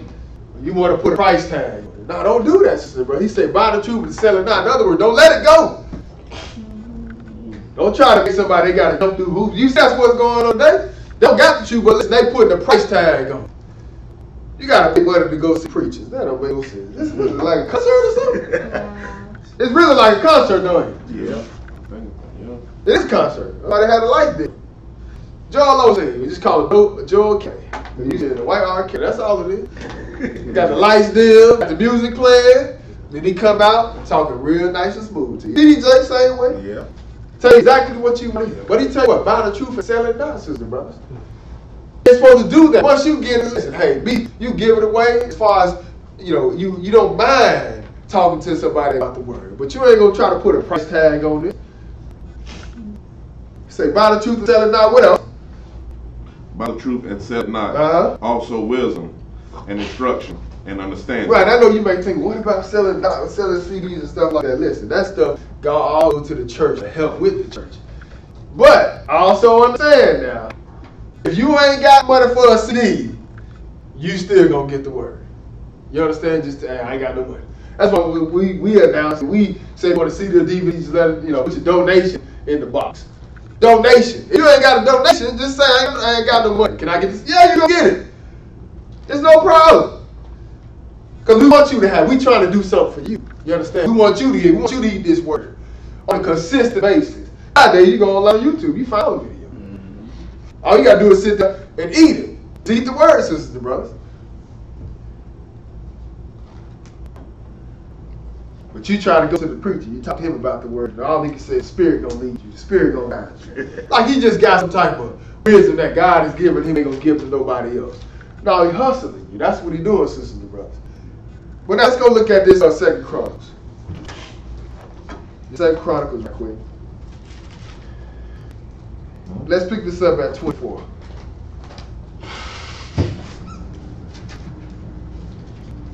Second Chronicles. Because remember, I'm just showing you how money was around. I want you to have this for your ammunition. In case you come to people that say, we don't got to pay tithe, money didn't exist, stuff like that. This is for your ammunition, so you can have something to pull out your arsenal. 2 Chronicles chapter 24.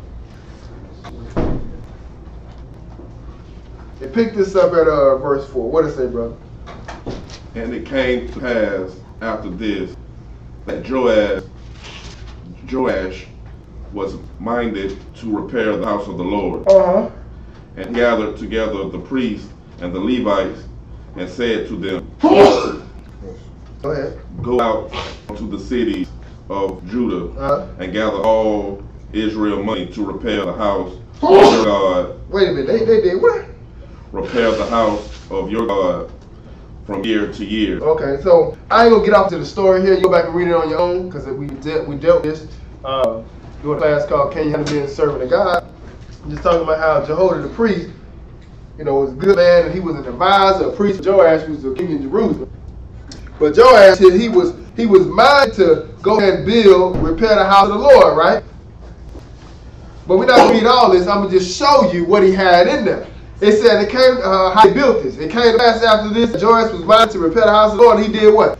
And he gathered together the priests and the Levites, and said to them, Go out unto the cities of Judah, and gather all Israel money to repair the house of your God. Wait a minute. Go out to all the cities of Judah and do what?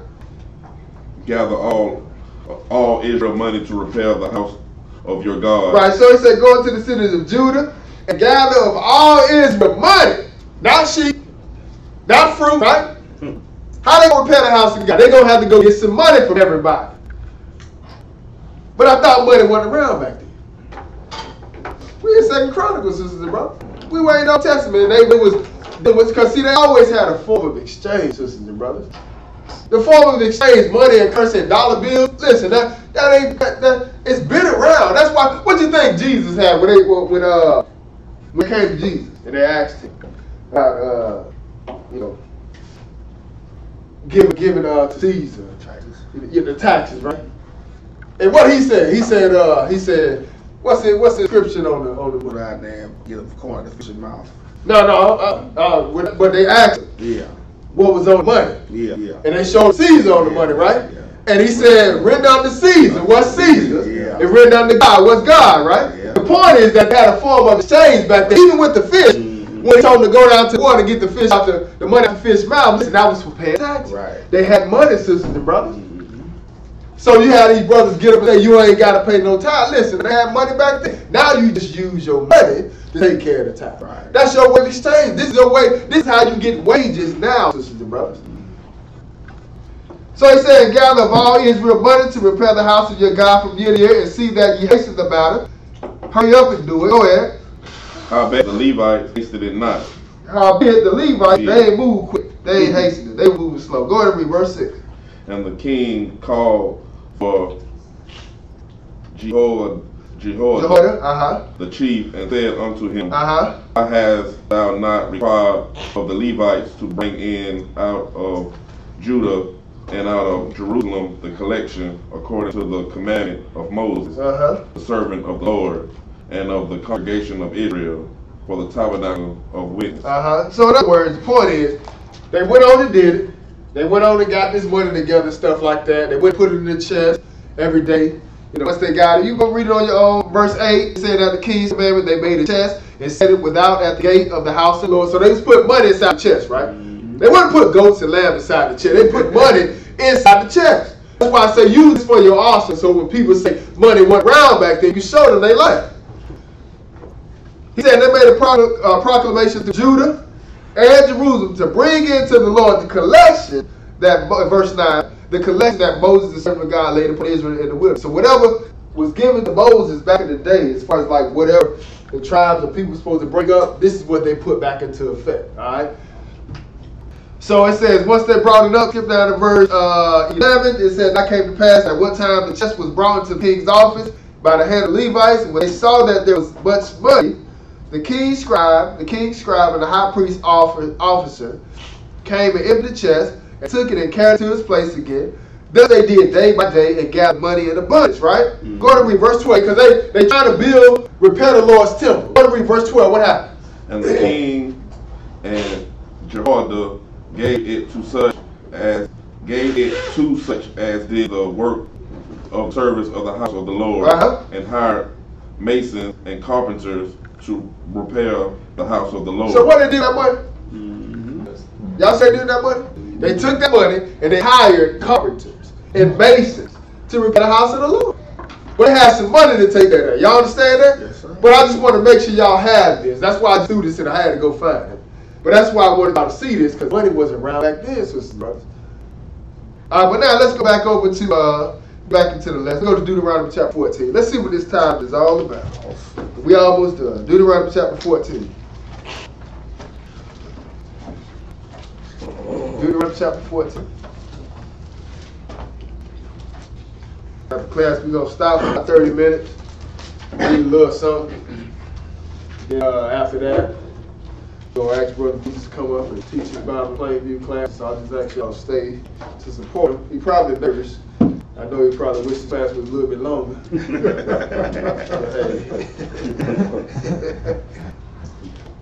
But we got it, you know, hey, we're going to have more things open up soon. You know, we got to get more brother work. There's going to be more work that needs to be done. Like the Lord said, the harvest is plenty, but the laborers are few, you know. So we come down and deal with the gospel, stuff like that. But at the same time, you know, you get these different locations set up, get these brothers to handle the business, you know, then you start opening up more stuff, you know, and that's where everybody starts chipping in. But Deuteronomy chapter 14, go and pick us up verse 22. Go ahead and read, brother. What is it? Thou shalt truly tithe all the increase of thy seed, that the field bringeth forth year by year. Keep reading. And thou shalt eat before the Lord thy God in the place which he shall choose to place his name there. The tithe of thy corn, of thy wine, and of thy oil, and the firstlings of thy herd and of thy flock. All right, so now this is Lord referring to the feast, sisters and brothers. All right? When you think about it, you know, wherever the Lord chose to set his name at, they bring a tenth up. We're still taking care of what we got to be taking at the Lord's business, right? So he said, you're going to tithe all the increase of thy seed that field bring forth year by year, and you're going to keep it before the Lord thy God in the place which he shall choose to place his name there. So you got different form of tithing, right? He said, the tithe of thy corn, of thy wine, of thy oil, and the firstlings of thy herd and of thy flocks. But what is this about? What does it say? That thou mayest learn to fear the Lord thy God always. Wait a minute. Wait, what? Fear the Lord thy God always. Right, so it ain't about you doing it because I tell you to do it. He said that you may learn to fear what? The Lord thy God always. So it's bigger than just throwing money at God. Now you put some, like Birdman, you're going to put some respect on his name. That's what you're doing. Yes, sir. People don't understand. People like to feel like God is a person. Say we can talk to him any type of way. He's our buddy. We can dial him up. Just on the main line, tell him what you want. That's how it works, sister, brother. Not with God. Y'all remember that? Yeah. You on the main line, tell him what you want. But that ain't how it goes. Jesus ain't your friend like that. You gotta have some fear of God, sisters and brothers. Absolutely. He said, what? That thou may learn to fear the Lord thy God always. So listen, even back then, they would bring this stuff up, and it can't be no problem. You got some fear of God. He'll mess around and kill all that stuff. You better get it on up there like you said. Right. What else he said in verse 24, brother? And if the way be too long for thee, so that thou art not able to carry it. Right, so if the way be too long for you to go, for you to get there, talk about the place where he chooses at his name, man. If it's too far for you, right? He said that you are not able to carry it. What's that? Or if the place be too far from thee, which the Lord thy God shall choose to set his name there, when the Lord thy God hath blessed thee. That's right. So if it's too far, it's like for some. That's like, you know, got feasts coming up. This is the season of the feast, last few feasts.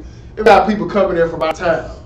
You know, speaking of feasts here, we're gonna have y'all be tapping in. We got the markets coming down for trumpets and for atonement. Y'all tapping in. They're gonna have the room. Then y'all also gonna tap in for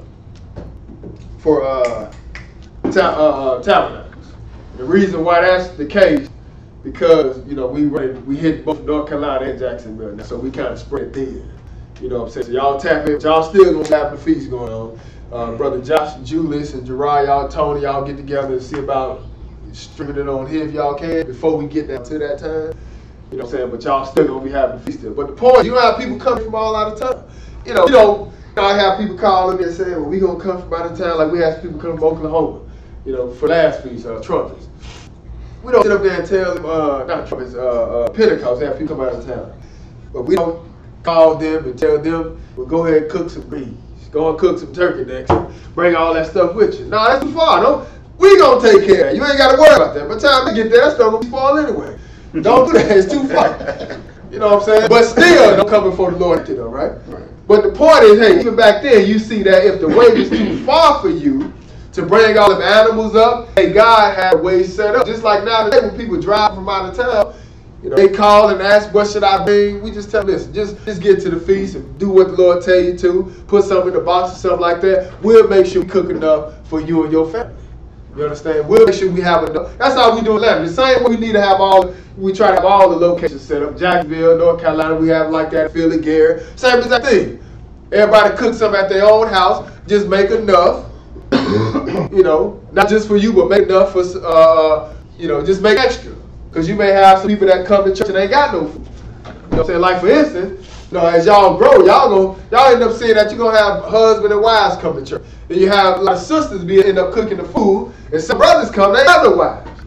You know. So we'll have some brothers, you know, get with these other brothers who get married. And hey, you know, the brother talk to you, may say, well, you know, can your wife make this or make that? And hey, that brother contribute to the household or something. That's how we do it. But the point is, listen, if it's too far, you know what I'm saying? You ain't got to worry about bringing it. We gonna make sure everybody's taken care of. We gonna make enough for our house, and we gonna make extra. We don't do the assembly line thing. We don't do that assembly. Well, because what happens is you end up putting the burden on 2 or 3 people. They end up cooking for everybody. Now, cook on your own house for your table, but make extra. You know, and then once you finish eating at your table, we just go around each other's table and start grabbing stuff off everybody's table. You know what I'm saying? Listen, it don't work like that anyway. We as soon as we bless the food, we at everybody's table anyway. What you got, man?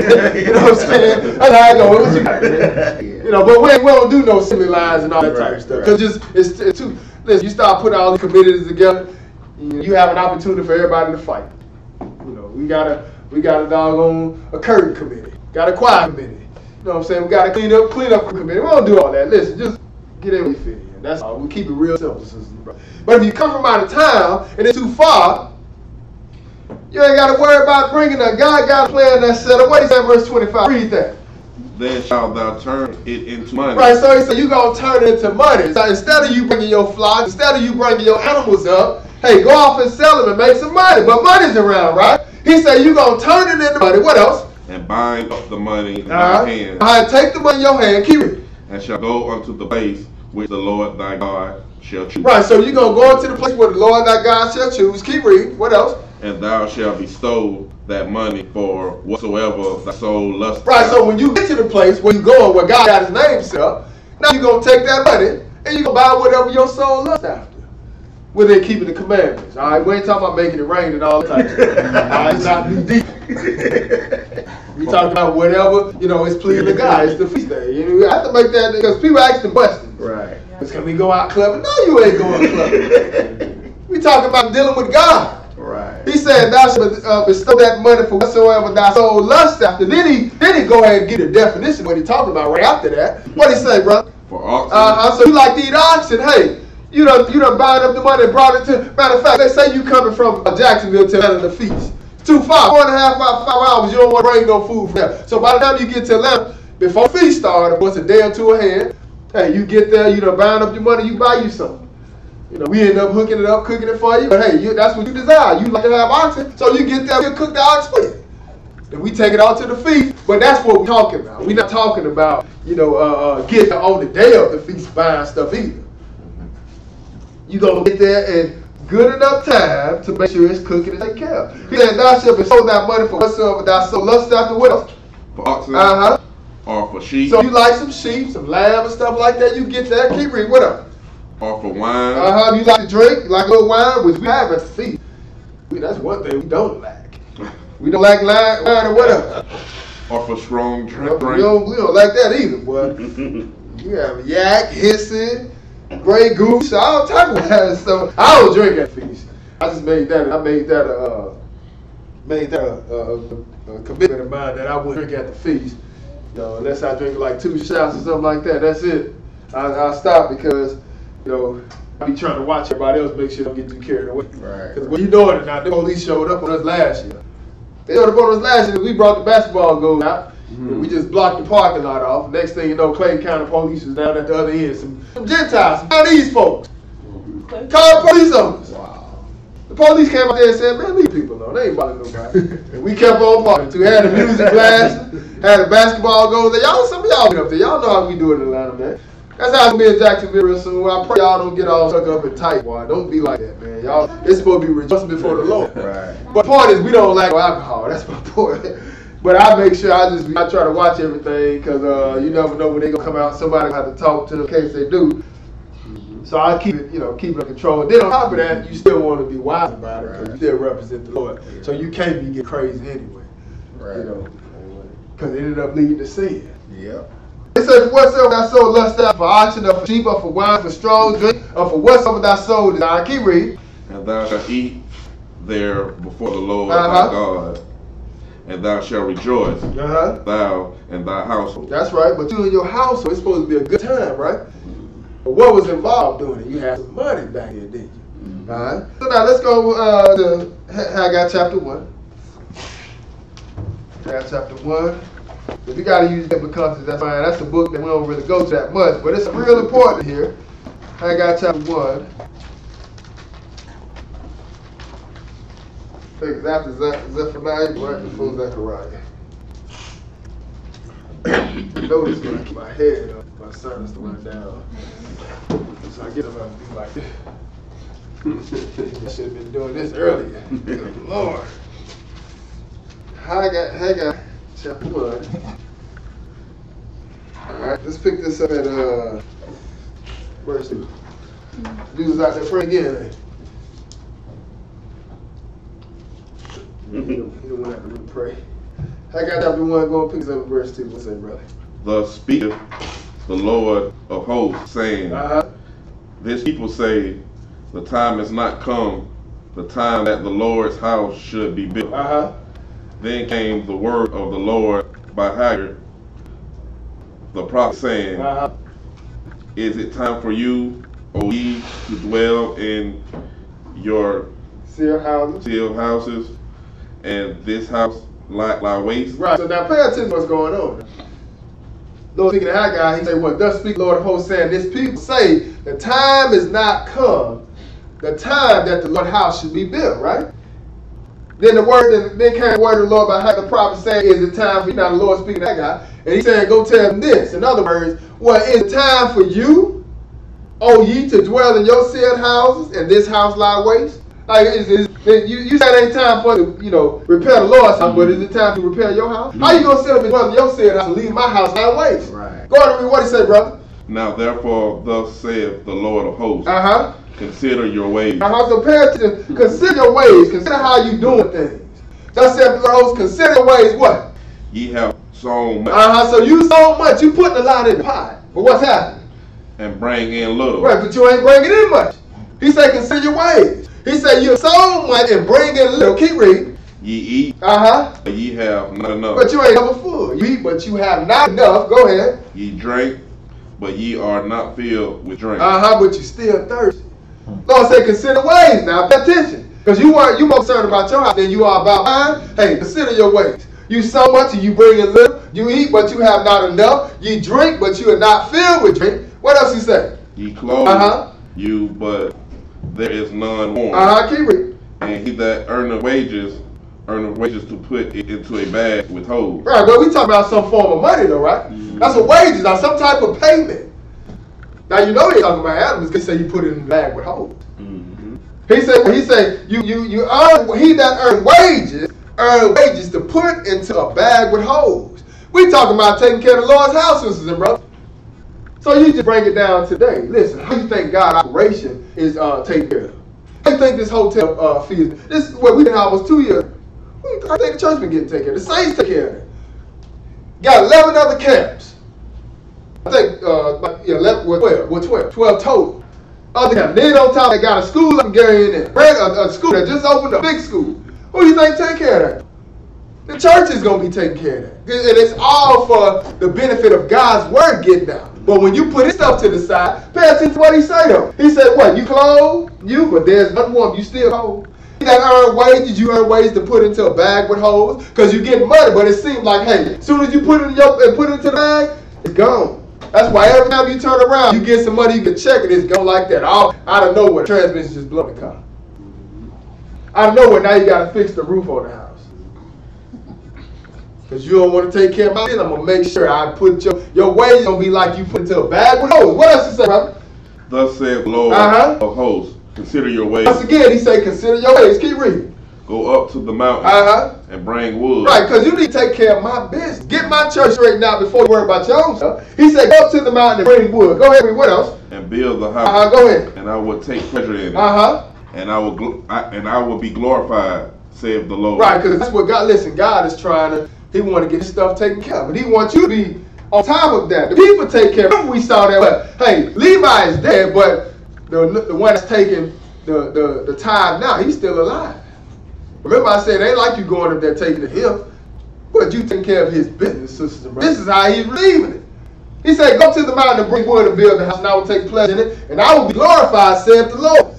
Like, we ain't getting glorified. Hey, the glory don't go to us, but people start seeing all these different camps opening up all over the world. Hey, God is getting the glory. His word is going out, sisters and brothers. That's why it's our job as saints to make sure we're on top of it. What else you say, brother? Verse 9.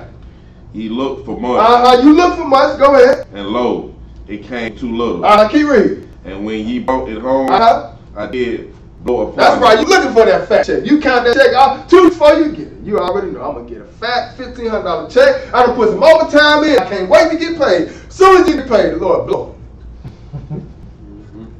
That's what he said, right? He said you look for much and the Lord came to look. You looking for much. I can't wait to get that check. And when you get it, hey, something popped up out of nowhere that you wasn't expecting. And the Lord came to it, and when you brought it home out, hey, whatever you had left, when you brought the check home, the Lord just blew on it. He done made something come out of nowhere. And you like, goodness gracious, man, what is going on? What the Lord say, brother? Why save the Lord? No, that's a question mark. So you got to stop right there, pause right there. He said, why? Then you go and answer the question. Why saith the Lord of hosts? Go on and read. What else? Because of my house that is waste. Right, so he said, because of my house that is waste. This is why it's going down like this, because you ain't taking care of my business. You say, why are you doing this to me, God? What's that I'm always turning around? Like my teacher said a few weeks ago. You know, like he said, he used to say back in the 70s, got 1 foot in the hole and another foot in the banana peel. It's like you just can't get out. You always going to do something. But why though? He said, because of my house that is waste. Go on and read. What else? And ye run every man unto his own house. Right, so you bring down to the day, we be so concerned about what we need to take care of. And we ain't thinking about what's on God's agenda. And hey, God is a jealous God. Hey, I tell people we serve a God of conditions. You do what I say, I'm going to make sure I take care of you. You don't do what I say, I'm going to make sure I come at you. I'm turning your life upside down. That's what God is saying. The reason why you catching all of that because you ain't taking care of the business. He said, because of my house that is waste, and you run every man unto his own house. Now let's go to the last place. Malachi chapter 3. Malachi chapter 3 this is the last place.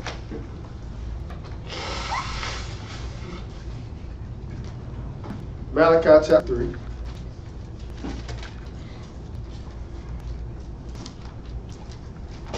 We'll pick this up, verse 6. That's the last book of the New Testament. Malachi 3. Last book in the Old Testament. I'm sorry. I was trying to see what you listened to. You did a Scooby-Doo over there. Malachi chapter 3. We're going to pick this up at verse 6. What did that say, brother? For I am the Lord. I change not. Mm-hmm. Therefore ye sons of Jacob are not consumed. That's right. Regardless of what we done been through. Hey, because the Lord don't change. This is why we still around.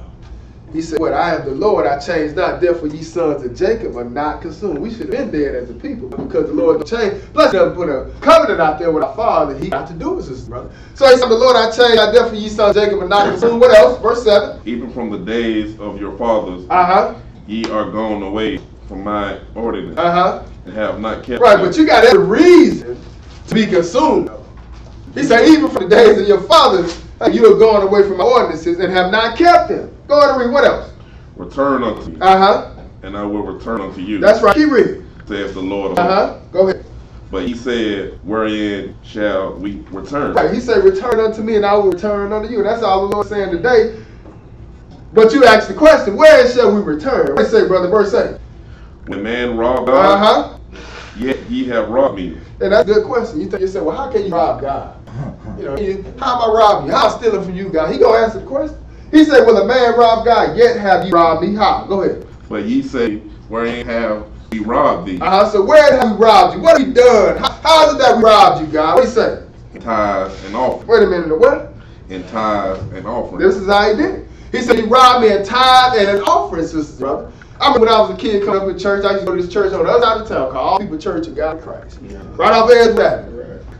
Raised up in that church. I was raised up over there, and I was raised with Mount Moriah off of Florida Avenue. Mount Moriah Baptist Church, House of God Saints of Christ now. I was raised up in that church as a kid, and I moved out to the north side of Dunn Avenue, and we started going to All People Church of God in Christ. Bishop Arthur T. Jones, boy, I tell you, boy, these preachers got to answer for some of these things that they done to these people because they know better. And they won't say nothing. But I remember back then when I was going over there, that's when the sister get up out right before he preached, after he preached, I can't remember clearly. But she reads right here, well, the man robbed God. Yet he had robbed me. But she said, when have we robbed me? In tithe and offering. I just realized, you know, I came into the word, we read this, but yet still we wouldn't keep no law. We wouldn't keep it no law. And then she read verse 9. Go on, read it, brother. What is that? Ye are cursed with the curse. For ye have robbed me, even this whole nation. But any other time you blessed and highly favored. When it comes to you not paying time, you curse with a curse, don't you? Somebody talk about two sides of their mouth. Right. He said you a curse with a curse. You have robbed me. Go to read. Ye have robbed me, even this whole nation. Keep reading. Bring ye all the tithes into the But storehouse. notice what the Lord said. He said, bring ye all the tithes into the storehouse. That what? That there may be meat in thy house. So in other words, take that God's house. Back then, hey, he talked to them, and this is what they had to do. Because this is how the priest was taken care of. But listen, nowadays we have a different system set up. We don't see Levi around, but listen, the order of God, operation of God still has to function. So we got to make sure we take care of it the way we get wages, the way we earn and stuff like that. This is how we take care of God's business system, brother. They have a form of currency that's exchanged nowadays. So he said, bring out the tithe, talking about the tenth, into the storehouse, that there may be eaten in my house. What else? Prove me now herewith. Now he said, now prove me.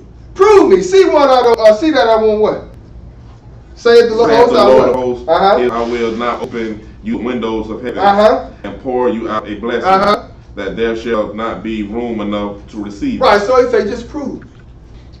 Bring all the time to the store, and I guarantee you, watch what I do for you. I'm going to pour you out a blessing that you won't have room enough to receive. I hope somebody got some understanding, Jesus' name. I had the announcements. I made it. Our prayer is that the eyes of your understanding will enlightened by today's lesson. DVDs and CDs for the lessons are available. Please place your order in the offering box along with your donation and pick up your DVD, CD up at the podium next Saturday. Please tune in into Thy Kingdom Come television program, which airs in various locations. Also join us for question and answer Bible study in about an hour from now, every Wednesday night at 8 Eastern Standard Time via live stream and teleconference at 860-970-0010, access code 343-531334. If you feel you are ready to be baptized, please sign the baptism list at the podium or speak with Brother Tony or Brother Anthony. On the first Sunday of every month, we broadcast the Bible in plain view. This broadcast gives brothers an opportunity to read and or teach a short 30-minute class. If you are interested in helping, please let us know.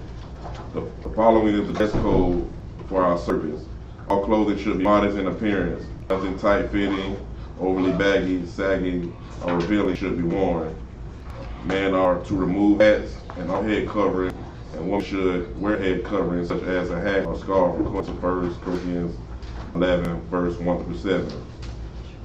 If your young child becomes noisy during the lesson, distracting other members, please remove him or her to the other room next door. Any tithes and our free will offering should be put in the offering envelope and placed in the offering box near the podium. Pray for our strength as we pray for you until next Sabbath. Peace. You can give Brother John a hand. First time reading. Did a good job, man. Alright, so that's it for today. It's good, man. Monday and sundown. That's gonna take us into trumpets. Like I say, the Marcus will be here. I'll be getting here Tuesday around between 12 and 1. That's when y'all come in class. And so make sure you make something for your house and make enough for some people don't have anything, and then brother you don't have nothing to cook or nothing, just bring something to drink or something like that. Just don't put it before the Lord empty. You know what I'm saying? Just put something in the box. You know. But everybody should eat. Everybody should be good. If y'all can get with brothers and talk with your husbands and see if they want to cook something, y'all do that. Just make sure y'all have enough. Y'all should be good. And then, of course, after that, the week after Atonement, so y'all tune in from that point on, from Atonement, the first and last day of Tabernacles. Other than that, 3 o'clock we're going to go ahead and broadcast on the Bible Play live. So we're going to close out. I need to get from the air. We're going to face root close out and then eat a little something. Huh?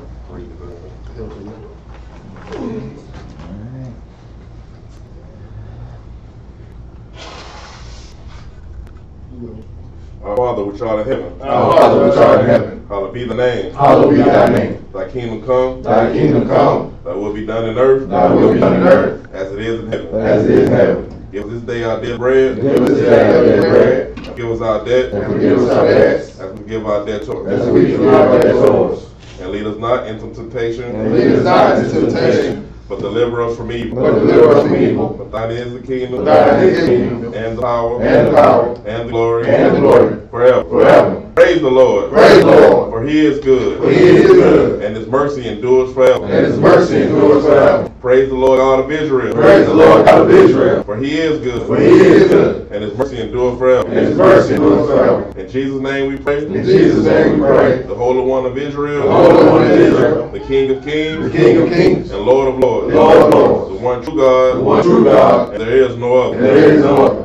Amen. Amen. Lord bless thee and keep thee. The Lord bless thee and keep thee. Lord make his face shine upon thee. The Lord make his face shine upon thee. And be gracious unto thee. And be gracious unto thee. Lord lift up his countenance upon thee. The Lord lift up his countenance upon thee. Give thee peace. And give thee peace. They shall put my name upon the children of Israel. And they shall put my name upon the children of Israel. And I will bless them. And I will bless them. Hallelujah. Hallelujah. Hallelujah. Hallelujah. Hallelujah. Hallelujah. Hallelujah. Hallelujah. In Jesus' name. In Jesus' name. Amen. Amen. All right.